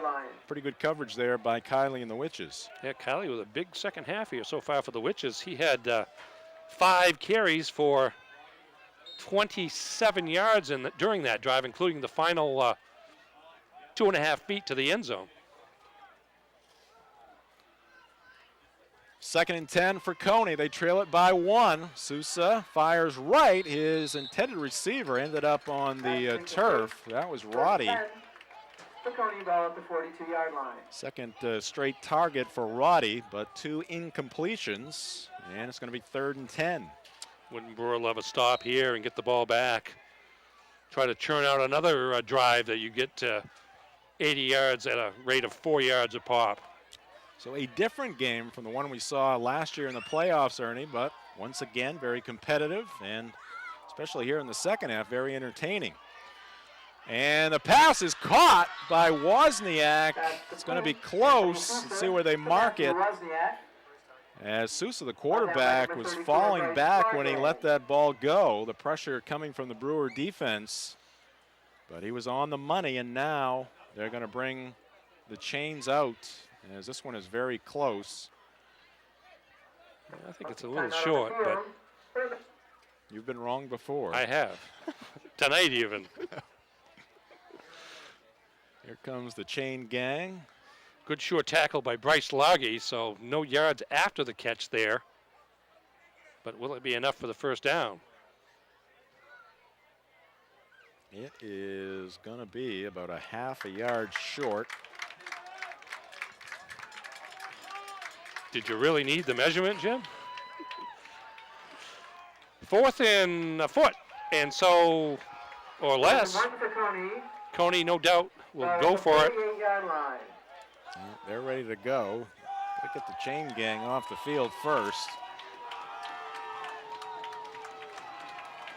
That Cony offensive line featuring Nick Mills, Jacob Arbor, Caleb McFarland, Mitchell McFarland, and Devin Thomas. 4 wideouts on 4th and inches. Spread that defense out. Sousa from the shotgun, and he'll take it himself.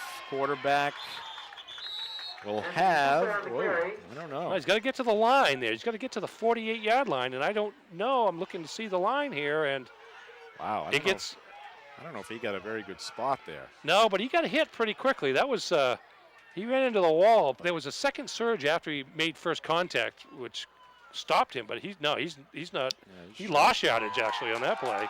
He might have lost a couple inches. Yeah, look at it again here, Ernie. Here he is. Now there's Sousa. Bam! But you just can't see. I mean, that's a pretty close spot when you get down to it. Now, where does he hit the ground relative to the ball, or is he on top of some of his teammates or the defenders, which would allow him to keep moving? But as it is, 1st and 10 for Brewer. it's a big stop for the Witches, and Cony had the ball for 29 seconds. And now Brewer gets the ball back, and here's a chance for the Witches to take a little control here with some more ball control. When you think of it, Ernie, this ball game really comes down to about 3 or 4 key spots. Oh, it really does. I'm talking spotting of the football. Spotting of the football, and then some big defensive stops, particularly for the Witches, given the field position advantage Cony had early in the game. Brewer a slim lead, 7-6. They've got the football after the Rams turn it over on downs to give to Bryant Kiley, who charges ahead for about 4 yards on that first down play. 5 yards on the play. 2nd and 5 for Brewer, ball at the 47-yard line. We've talked about that Brewer offensive line a lot. Zach Steiger, Garrett Graham, Phil Feeney, Tyler Bean, Jacob Miller. Kiley again, and he is met by a trio of Rams. Brian Kiley on the carry. Brought down by 33, Tommy Hodgkins. Mills also getting up. Yeah, it's been a pretty good battle in the trenches tonight, really, by both teams. Brewer's had to work hard for all of its rushing yardage. And Cony's done a decent job of both pass protecting and on the defensive line side, penetrating into the backfield at times. Couple of fakes by Wood, going downfield. He's got a man. It's McCluskey at the 15, 10, 5. Touchdown, Witches. We've got a flag down. Let's see what the call is. If the touchdown stands, the Witch lead will be 13-6. See here, and he well executed a couple of fakes there by Wood. And McCluskey all alone behind the defense, and the big guy hauls it in, then marches into the end zone. Number 28, Reed Hopkins, had fallen down on the play. I think he was the original defender against McCluskey. He fell down at about the 45. Oh, going to get an unsportsmanlike conduct on Nick Arthurs, head coach on the field. So the touchdown will count, I believe. Yeah, the touchdown will count. It's going to be, a 15-yard penalty for Nick Arthurs being on the field, assumingly celebrating. So the touchdown counts, 47 yards from Cody Wood to Jacob McCluskey, who's come up big tonight on the receiving end. And now I guess that penalty will be applied to the kickoff. Yeah. So they are going to line up for the extra point kick with Andrew Kiley. Extra point team. I think they thought it was going to be applied right here, but it is not. Kiley, ball is down, kick is up, and the kick is true once again. So Andrew Kiley, his second extra point here in the second half. Brewer scoring all of their points in this third quarter, 14-6, Witches now. As the Brewer offense coming to the forefront. Talked about the Brewer running game coming into this one, but their passing game tonight, Ernie, has been instrumental. They had some success in the first half, didn't score any points, but McCluskey, he's been a key guy. Yeah, Cody Wood, 12 of 18 with a touchdown and an interception. 75 yards in the first half, 85 and 47 is 132. So 12 of 18 for 132 for Cody Wood, including the touchdown pass to Jacob McCluskey. And McCluskey has now has 6 receptions for 76 yards out of your tight end position. 6 for 76. So they have found an area to attack on the Cony defense, and the combination of Wood and McCluskey have really done the job in terms of helping to turn this game around. And more push-ups for the Brewer ROTC. They thought he was getting off easy, but they're adding up here a little bit here in the third quarter. It's Brewer sets to they're ready. They're ready for more. Brewer sets to kick off from its own 25 after the penalty, 15-yarder. I think Nick Arthurs would prefer to kick off from the 40, but I think he'd trade the 15 yards for the touchdown.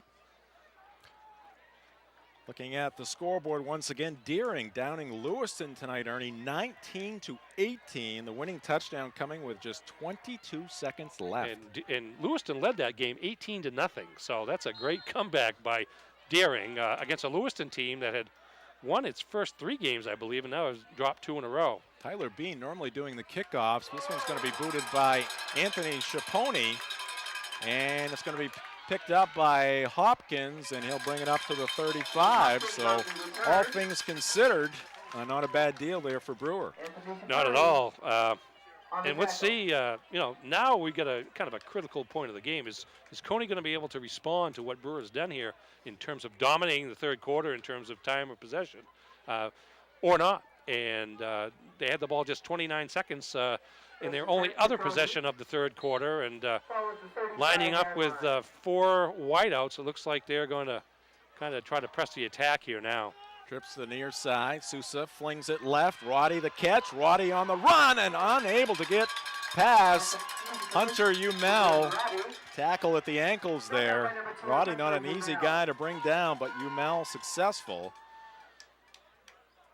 And that's going to be an 8-yard pickup on first down. So second and a pair for Cony. Ball on their own 43-yard line. Get to some other scores here in just a moment as we approach the end of the third quarter. Sousa flips it to Elijah Gutil, and he is spun down, and that's going to be a loss there for Cony. Yeah, they've really done, and I'm talking about Brewers defense, a great job in terms of containing Dutil, who, as we mentioned earlier, scored 4 receiving touchdowns against the Witches in the playoff game a year ago. All right, that's going to do it for the third quarter. A productive one for the Witches. They score 14 points after 3 here at Doyle Field. It is Brewer 14 and Cony 6. This is the BDN Maine Game of the Week. It's your picnic table and your park bench. It's your hotel room, your office, and your nursery. It's your first date and a shoulder to cry on. It's your barbershop, your dance floor, and your toolbox. It's your car. Northeast will be the next one. Find it at Quirk. What do you get when you combine pure diesel power with 1,600 pounds of raw iron and steel? Meet the 2R series from John Deere. Up to 32 horsepower, four-wheel drive, cruise control, and a 6-year powertrain warranty that's best in its class. This rugged workhorse won't make your breakfast, but with quick attach features, you can do pretty much anything else. Ride one today at your John Deere dealer. Visit Greenway Equipment in Bangor and Ellsworth, or find us online at greenwayequipment.com. Back here at Doyle Field, fourth quarter underway, and a penalty to start things here for the Cony Rams. False start for the Rams. That's going to set them back 5 yards. So it's going to bring up a third down and 9. For Cony. Ball at the 36-yard line. Again, the option to pass and run that they had with 3rd and 4 now probably gone away here.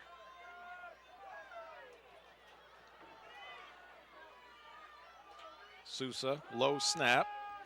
Fires downfield, and the pass is on the money. What a catch by Dutel.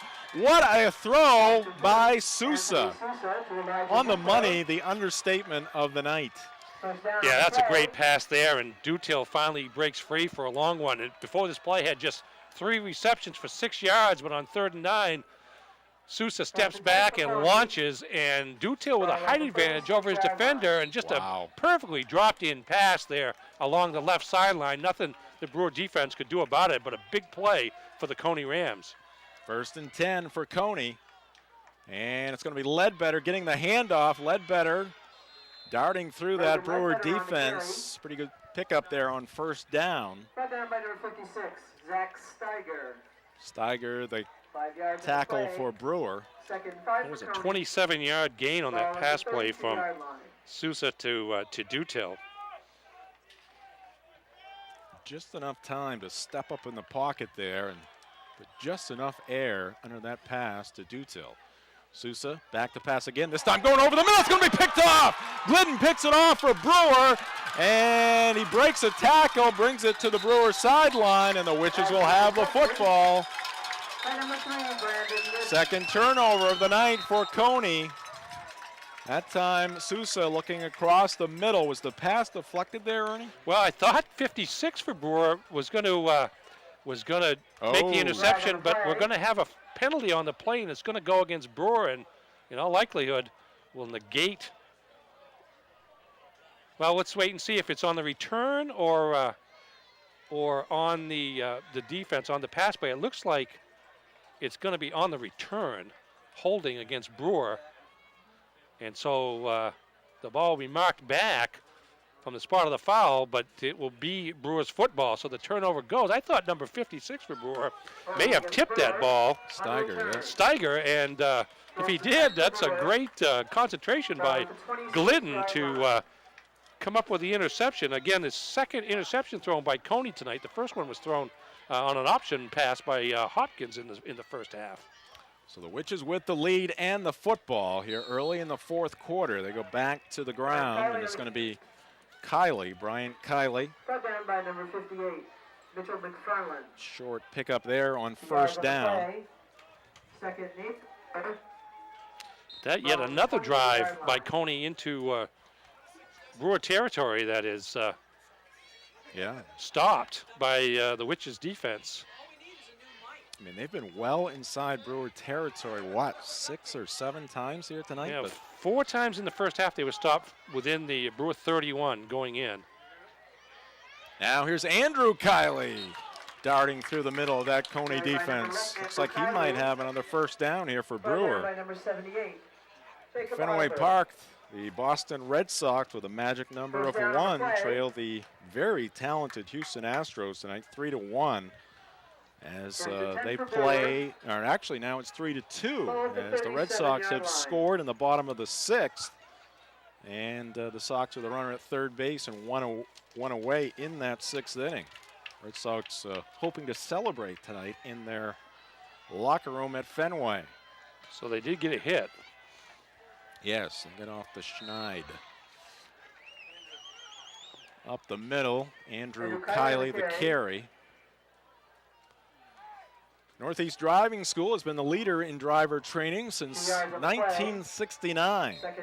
Check out the fall schedule at northeastdrivingschool.com or give them a call, 942-1769. That's Northeast Driving School, located at 13 Harlow Court in Bangor.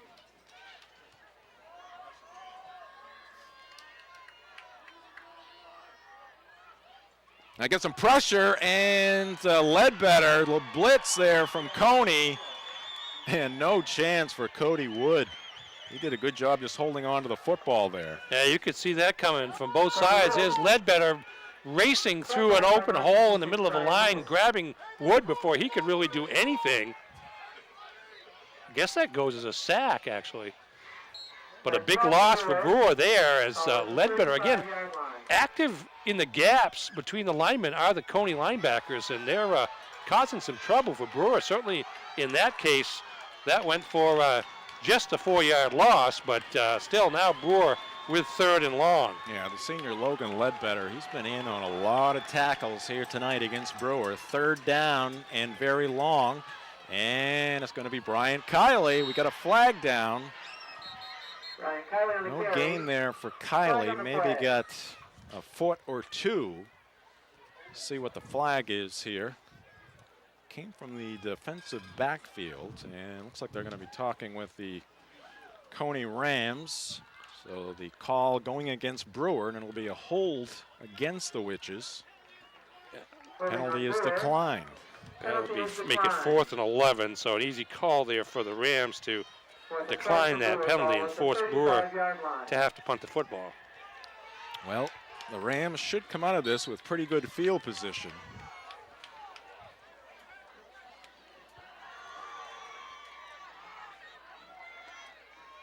Andrew Kiley, the punt, end over end towards the near sideline. Where are they going to mark it? And the official's going to work his way back, and it's going to be marked at the 40-yard line, and that's where Cony will start it here in this possession with 8:15 on the clock. Yeah, I think that punt a sense of respect for the Cony kick returners there, as they wanted no part of letting Cony try to return that ball. So it was kicked out of bounds, and Cony has good field position, but really haven't had much going for them offensively here so far in the second half. The left for the Rams. They flip it out to Roddy. He's got a full head of steam again up the sideline, and he's tackled in front of the Cony bench over there. Tackled by number 34, Bryce Largay. But an excellent pickup here for Cony. Yeah, the quick pass lofted it over a defender on the outside, and here's Roddy just turning on the jets down the sideline. It looks like Hunter Umel actually with the tackle there downfield, but big gain for Cony of 21 yards. Here's Sousa taking it himself. He'll lean forward for a couple. Yeah, Hunter Umel with that tackle against Roddy. He's been active for Brewer defensively here tonight. 2 yards on the play. 2nd and 8 for Cony ball at the 38-yard line. 2nd and 8 for the Rams, once again in Brewer territory. They're at the 38. Sousa back to pass, and it's intended for Wozniak, but it's incomplete. Looks like Cony wanted pass interference there. We got coaches jumping up and down and barking at the officiating crew, but no call, and it's going to be 3rd down. I think there might have been a little feet kind of intermingling there between Wozniak and the defender that was behind him. Forced him to stumble a little bit.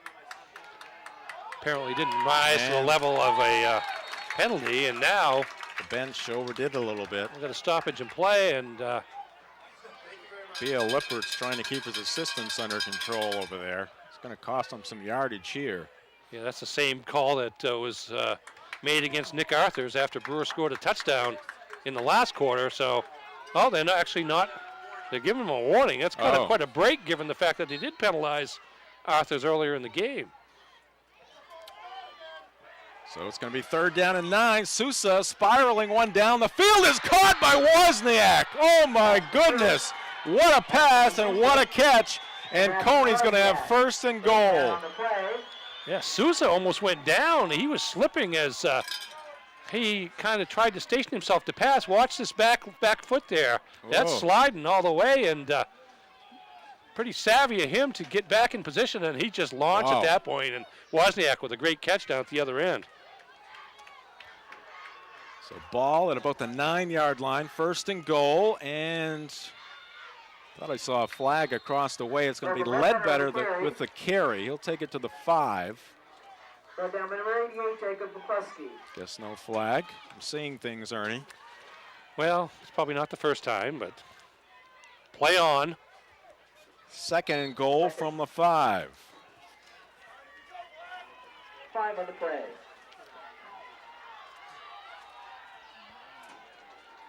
Sousa from the shotgun. He's got Ledbetter to his left. Ledbetter gets the call. Dragging Witches towards the goal line, and Logan Ledbetter is in for the touchdown. Touchdown, Cony. A lot of will shown on that play by Ledbetter, a senior. Just kept going. Looked like he was stuck in traffic there for a minute, but then bounced outside just a little bit and dragged kept those feet a couple of tacklers into the end zone, and no doubt about that score. And here, Cony now will go for the 2-point conversion to try to tie this game up with 6:48 left to go. 14-12 Brewer. Cony going for 2 and the tie. Sousa going to go to the air, fires right. He's got Wozniak, 2-point conversion, good. And Ernie, we are tied at 14 with 6:48 left to go. Well, B.L. Lippert with a little chest bump there with one of his offensive linemen. Coach Lippert knocking his player down to the turf. Folks getting excited, and after all, it's a battle of 2-2 teams, so we got teams that are in the middle of the standings, although Brewer listed number 1 in the heel points at this point, but the same record, and you know, you're fighting for something here, and Cony on a roll, but admittedly their first 2 wins of the season over Brunswick and Mount Blue, 2 teams that are struggling. If they could steal one here in Brewer tonight, that would be a win that would probably carry them a long way here as we move closer toward the end of the season. So that's a good comeback. And you think about that pass from Sousa to Wozniak to keep the drive alive. Those are the kind of plays that you need to make to win tight games, and nobody's winning this game right now at 14-14, but both teams certainly want it. Well, we debated a lot of games on our BDN main game of the schedule, but this was one we didn't debate. It was a no-brainer. They looked at this one on week 5 and said that's an easy one, knowing what we knew about the rivalry from last year. Pretty good kick. Ball taken by Umel. At about the 10, he's up to the 35, make it the 40-yard line. So a nice return there by Hunter Umel. And the Witches will now try to respond with 6:41 on the clock. Good field position, though. Good return. Almost outkicked the coverage, I think. In terms of the kickoff, it gave Umel a chance to get a good sprinting start. And by the time Cony was able to ride him out of bounds, the ball is at the 40. And now Brewer looking to run clock and make first downs. Wood under center. He's got a couple of Kileys behind him, and it's going to be Bryant Kiley, the deep back, getting the call. Andrew in the fullback position there, and Bryant will pick up a couple. Yeah, and Cody's defense right now daring Brewer to pass. They've got 2 linebackers blitzing. Their inside linebackers coming hard on the ball as soon as it's snapped. Boy, there might be something open on a little slant pass to the tight end here momentarily, but for now, doing a good job of limiting Brewer's first down gain. 2nd and 8 is coming up. Fans on both sides of the field getting into this one. Tied at 14. It's going to be Bryant Kiley again. He'll get it up over the 45 to about the 46 of Brewer. And in on that tackle for Cony, number 62. Alex Jabot getting to his feet. Sousa in on the tackle as well. 3rd and 5. Be interesting to see the call here. BDN Main Game of the Week brought to you by Quirk Auto Group. It's your car. Find it at Quirk. Wood back to pass, feeling the pressure, slings it to the right side. Dangerous pass there, but it's incomplete. Pass intended for McCluskey. Wood has had a lot of success going to the big tight end. But things did not work there. Timing a little off for the Witches. Pressure coming from the Rams. And again, very dangerous pass thrown in that vicinity, Ernie. If Cony picks that off, they're gone. Not a bad call, actually. Ledbetter blitzing. Wood had little time to release that ball, and I think McCluskey saw defenders coming at him and unable to reach out and make the catch, but we got a long punt here. And good kick by Andrew Kiley, and good coverage by the Witches. Ball is loose, but they're going to say Roddy was down. But the tackle there, McCluskey getting downfield. And Cony will start at their own 13-yard line. That's a pretty impressive one-on-one tackle by McCluskey on Jordan Roddy in the open field. Pretty good kick by Kiley as well. Yeah, line drive, but get it away from Kiley enough so they hit the ground and took a good Brewer bounce. That punt went about, I see my pages are sticking now, but that was a good long kick anyways to put Cony deep in its own territory here midway through the fourth. Sousa and the Ram offense back to work, and it's going to be Ledbetter. Ledbetter on the carry. Picked up the touchdown for Cony here in the second half. Two-point conversion, tying it. 5 yards on the carry. It was 44 yards on that punt, by the way. Second and 5. For Cony, ball on the 18-yard line. 5-yard pickup for Ledbetter. He's been impressive on both sides of the line here tonight. And now Roddy the carry, and he bangs upfield. He's got the first down. He takes it to the 26 of Cony. 34, Bryce Largay. First down on the play. First and 10 for Cony. Ball at the 25-yard line.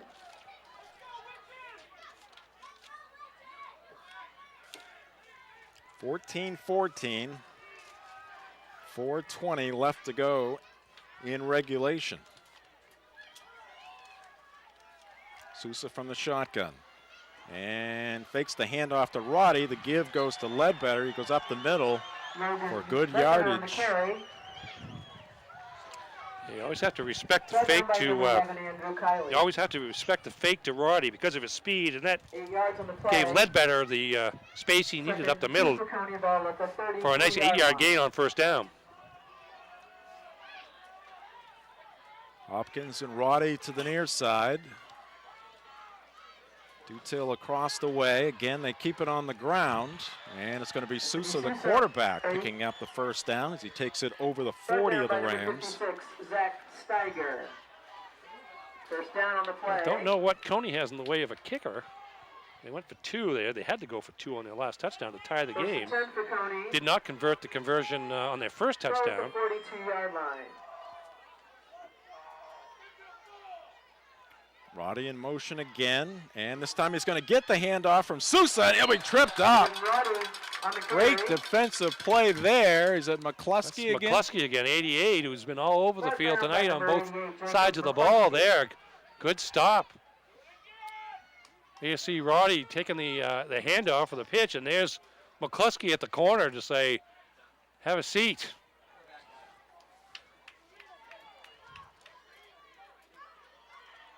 Second down and 13 for the Rams. Sousa looks right, now goes left. Is that ball picked off? By Cody Wood, indeed it is. Yes, it is. Didn't know if he scooped it up off the grass or if it went directly into his arms, and it is an interception. Let's take another look here, Ernie. Yeah, it's Sousa. It's a pass all the way, fakes to his right, comes back to his left.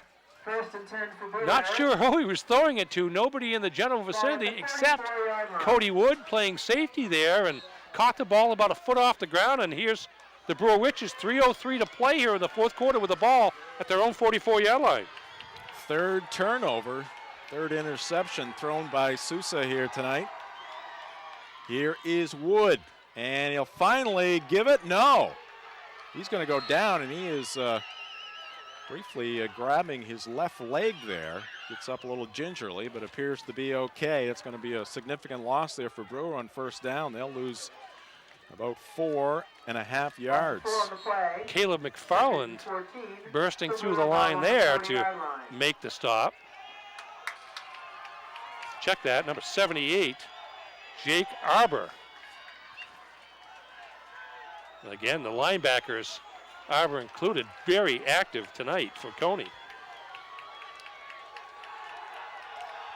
Second down and 15 for Brewer.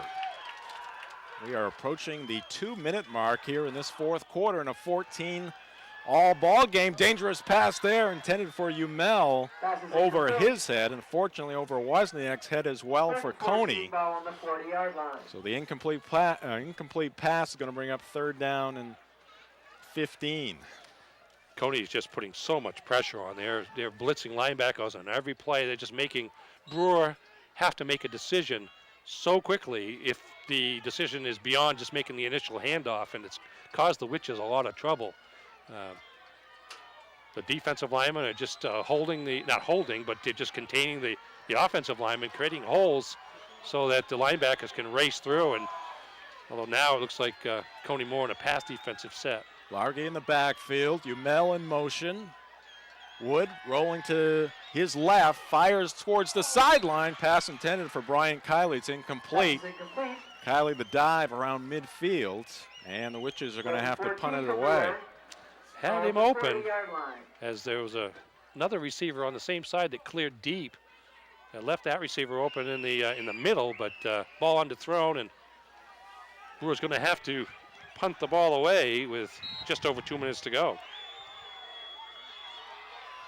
Andrew Kiley back to punt at a 44-yarder. His last try drives Roddy back to the 27. And talented number 24 drilled on the sideline, driven out of bounds, but he does get it up to the 45, so the Rams will have good field position with 1:56 up on the clock. And both teams with 3 timeouts left, so Cony's got its passing game and timeouts to work with, so let's see what happens. Although, as the game has progressed, Brewer largely done a pretty good job against the Cony passing game. But that's what their bread and butter is offensively, so let's see what they do. Sousa slings it left, the catch by Roddy. Roddy is going to break a tackle. Now zigs and zags his way up near the 46-yard line of Brewer. Anthony Sousa, Jordan Roddy. Didn't see who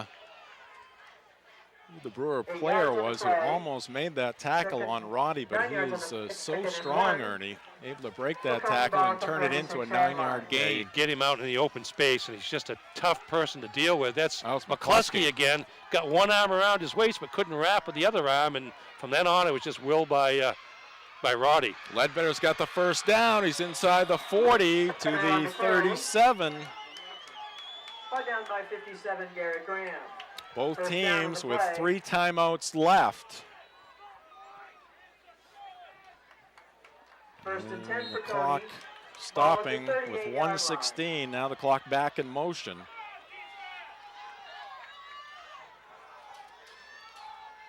Here's the handoff to Ledbetter. He's got some running room. He's going to be brought down by Steiger, but not before. He picks up about 7 or 8 yards. Again, you have to respect the passing game so much, particularly with less than a minute now to go in the game. You think of that as Cony's first option, and they're splitting out 4 wide receivers, which creates room in the middle of the field. And with a block at the line of scrimmage, that sets up Ledbetter for some good gains. And that time, no exception, is he moves from the 38 to the 29.5. So that's a pretty good first down gain as Cony calls its first time out with 58 seconds left in the half. So the Rams with 2 left. Brewer has 3. 14 all here with just 58 seconds left to go. Coach Nick Arthurs of the Witches talking on his headset to his assistant coaches up here in the booth.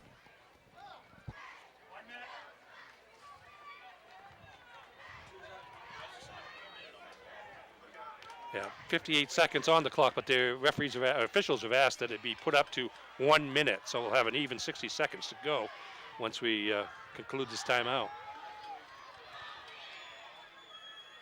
There you go. So we got the minute up on the clock. Cony facing a 2nd down and 2. Jim Churchill along with Ernie Clark from the Bangor Daily News, our Sportsnet Maine crew. Kim Mitchell, Mark Paulette, Aaron Jackson, Jay Baines. Hope you're enjoying this one from Doyle Fields. And it's going to be Sousa going for it all. Battle for the football, and the pass is incomplete, but do we have pass interference as the flag is thrown? Hunter Umel there covering Dutel. As we look at it again, Ernie. Yeah, he just threw it up for the tallest receiver he has, Elijah Dutel, along the left side. There's some contact there. And then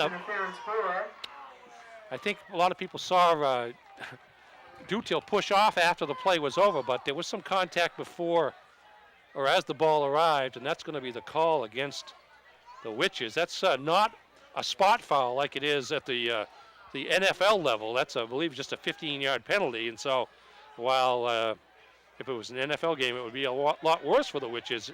As it is, it's the ball moved down to about the 15 here with 53 seconds left. So 1st and 10 from the Brewer 15 for Cony. Trying to pick up their 3rd straight win. And a win on the road here against the Witches, who defeated them in the semifinals last year. Here's Sousa getting close to the end zone, but he's going to come up a little shy. Now we got flags in the air again. This will be big here. If it's against Cony in particular, if it's against a Brewer, half the distance to the goal line isn't much at that point. But here's Sousa taking the handoff, just running through a big hole in the left side of the line. Tries to power his way to the end zone, doesn't quite get there. And it's been some little extracurricular activity. Pretty intense game. Foul against Brewer. So it went after that play, I think. So the gain was to the 2 and the penalty to the 1. Well, Cony, who certainly had all kinds of opportunities here tonight, chance to regain the lead. They led it 6-0 after the first half. And now Butch Arthurs wants to use a timeout here. Well, it's going to be Cony on the timeout. Sorry. They're second. They have 1 left and 4 downs to get a yard.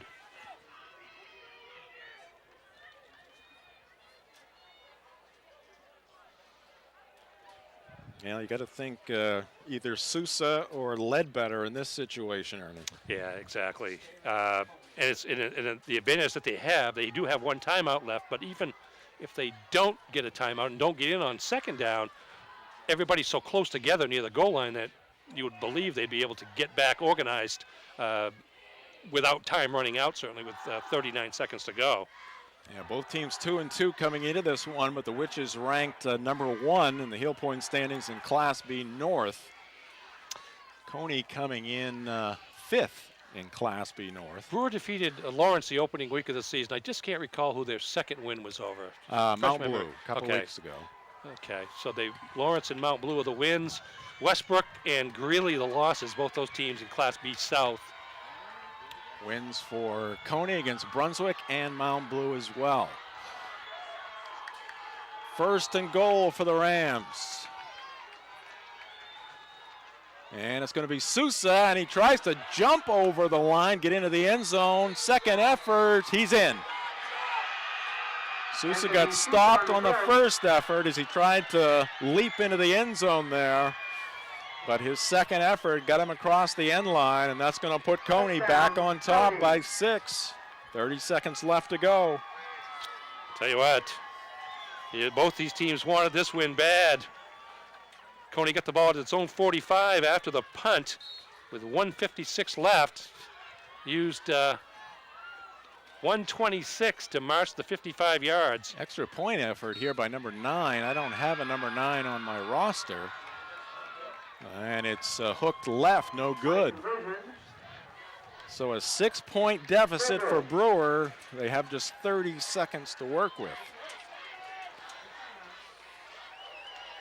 Well, that was a good job by Cony, which actually mixed the pass with the run during that drive. Did most of their gains through the through the running game with Ledbetter and Souza. Pass interference penalty was big as well. That was a 15-yarder to get the ball to the 15, and from then on it was Souza with runs of 14 and 1, 13 and 1 with a personal foul penalty in the middle that cost Brewer 1 more yard.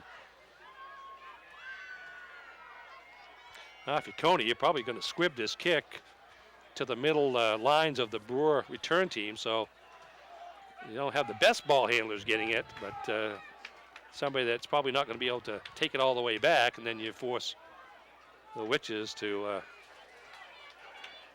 go deep, and you defend accordingly.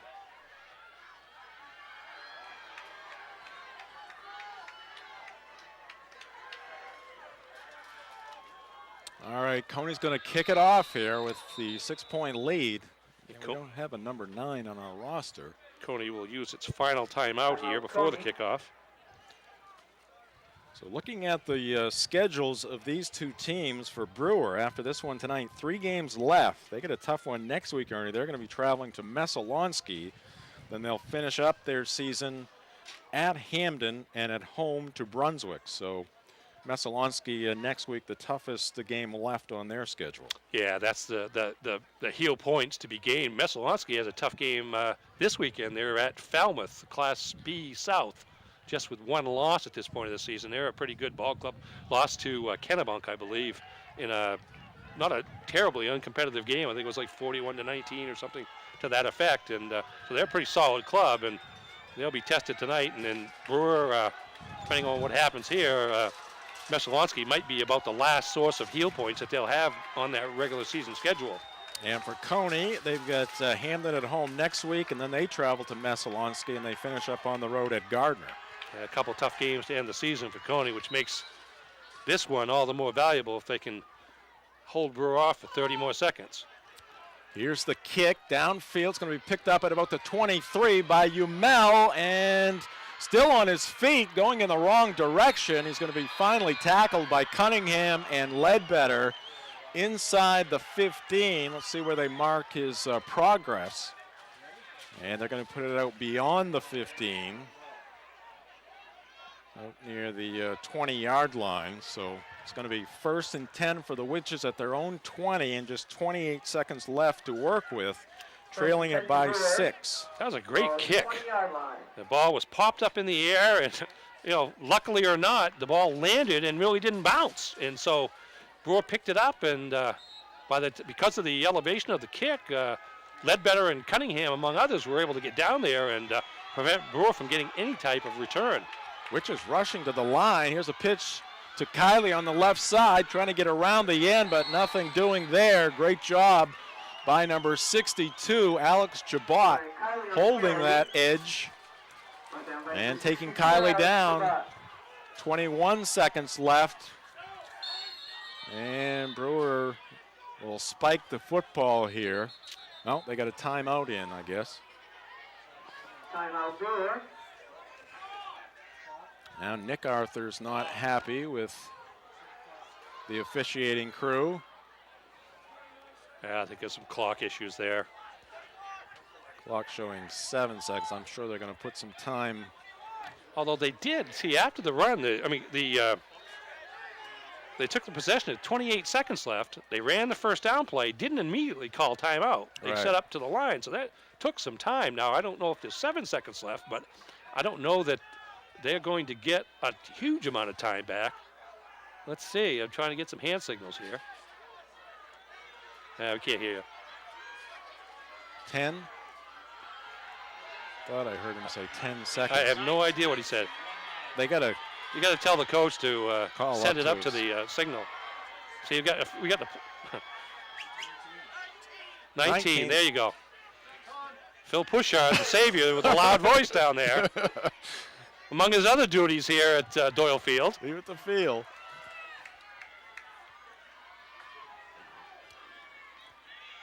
Wood from the shotgun, looking deep over the middle, and it's going to be picked off. Hopkins with the interception, and he'll be down at about the 39 of Brewer, and that should do it for Cony here tonight.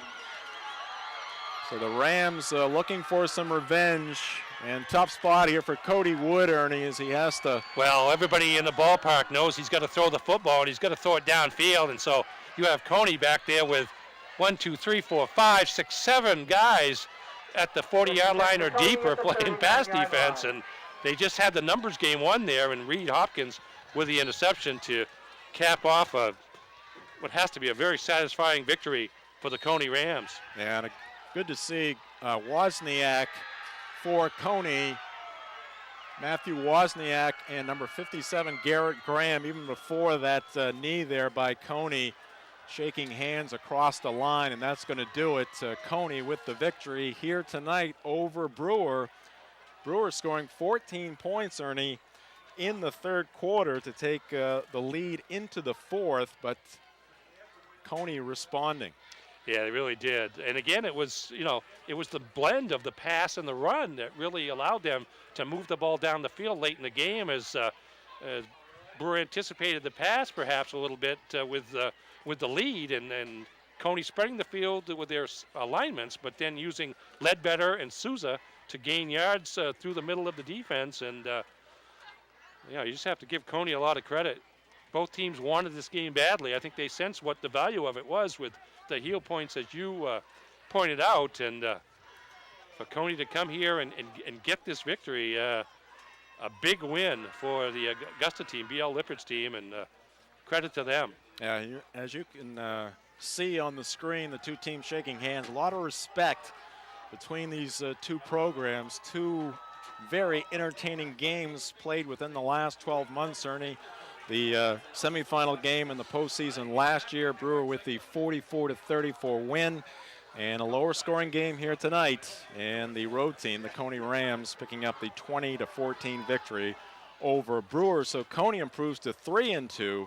Brewer falls to 2-3. We'll take a break. We'll come back with a post-game report. This is the BDN Maine Game of the Week. It's your picnic table and your park bench. It's your hotel room, your office, and your nursery. It's your first date and a shoulder to cry on. It's your barbershop, your dance floor, and your toolbox. It's your car. Find it at Quirk. What do you get when you combine pure diesel power with 1,600 pounds of raw iron and steel? Meet the 2R series from John Deere. Up to 32 horsepower, 4-wheel drive, cruise control, and a 6-year powertrain warranty that's best in its class. This rugged workhorse won't make your breakfast, but with quick attach features, you can do pretty much anything else. Ride one today at your John Deere dealer. Visit Greenway Equipment in Bangor and Ellsworth, or find us online at greenwayequipment.com. Exclusive savings are happening at a Tradewinds location near you. Save big with our happy hour specials every day from 4 to 6 p.m. Grab a family size one-topping pizza, $6.99. Get 1 pound of our tender boneless wings, $6.99. A full pound of our locally famous buffalo wings, $6.99. Or 1 pound of our crispy french fries, just $2.99. Get this bundle deal and save 50%. Score even more with extended hours on Sunday at a Tradewinds location near you. You deserve a clean car. Let Dean's take care of the details. Dean's Detailing has been Maine's auto detailing leader since 1971. Let the pros at Dean's renew your vehicle's appearance and protect your auto investment. For interior detailing, exterior detailing, and complete detailing packages, call Dean's at 945-3016 or book your appointment online at deansdetailing.com. And Dean's gift cards are the perfect fit for any special occasion. Dean's Detailing. We make used look like new. Since 2006, we've offered free ATMs worldwide to our customers, saving them over $16 million. Bangor Savings Bank. You matter more. Back at Doyle Field in Brewer with the BDN Maine Game of the Week post-game report. Another very competitive, very entertaining game between the Cony Rams and the Brewer Witches here at Doyle Field. Cony prevailing here tonight by a score of 20-14. As Cony getting on the board, Sousa, the senior quarterback, firing to his right and finds a wide open Reed Hopkins who will take it to the end zone.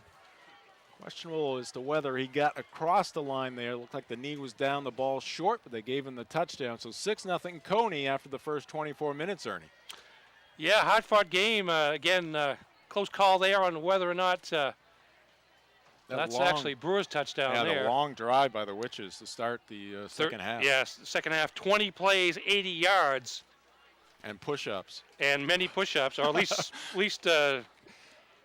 a few, 7 there. But again, a good answer by Brewer as Andrew Colley scored from the 1 there. Now here's play action. Cody Wood with the play action. Found McCluskey open as a Cony defender had slipped, and there is Nick Arthurs out on the field celebrating. It cost him 50 yards, but McCluskey got into the end zone for a long touchdown pass, and Brewer is sitting pretty at this point, up 14-6.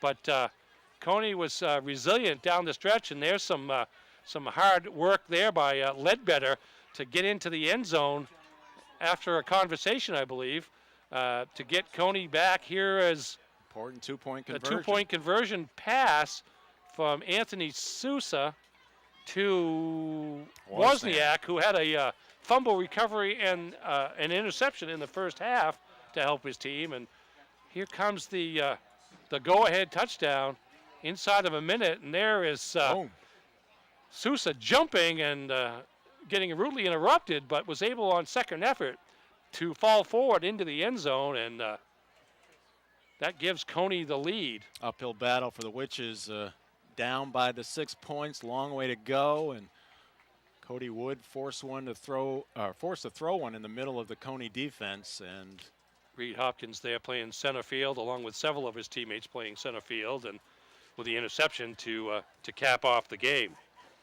So the final, Cony 20, Brewer 14. Quickly, some other scores here, Ernie. Deering coming from behind to defeat Lewiston at home, 19-18, winning touchdown score with just 22 seconds left. Falmouth a win over Messalonskee tonight, 42-14.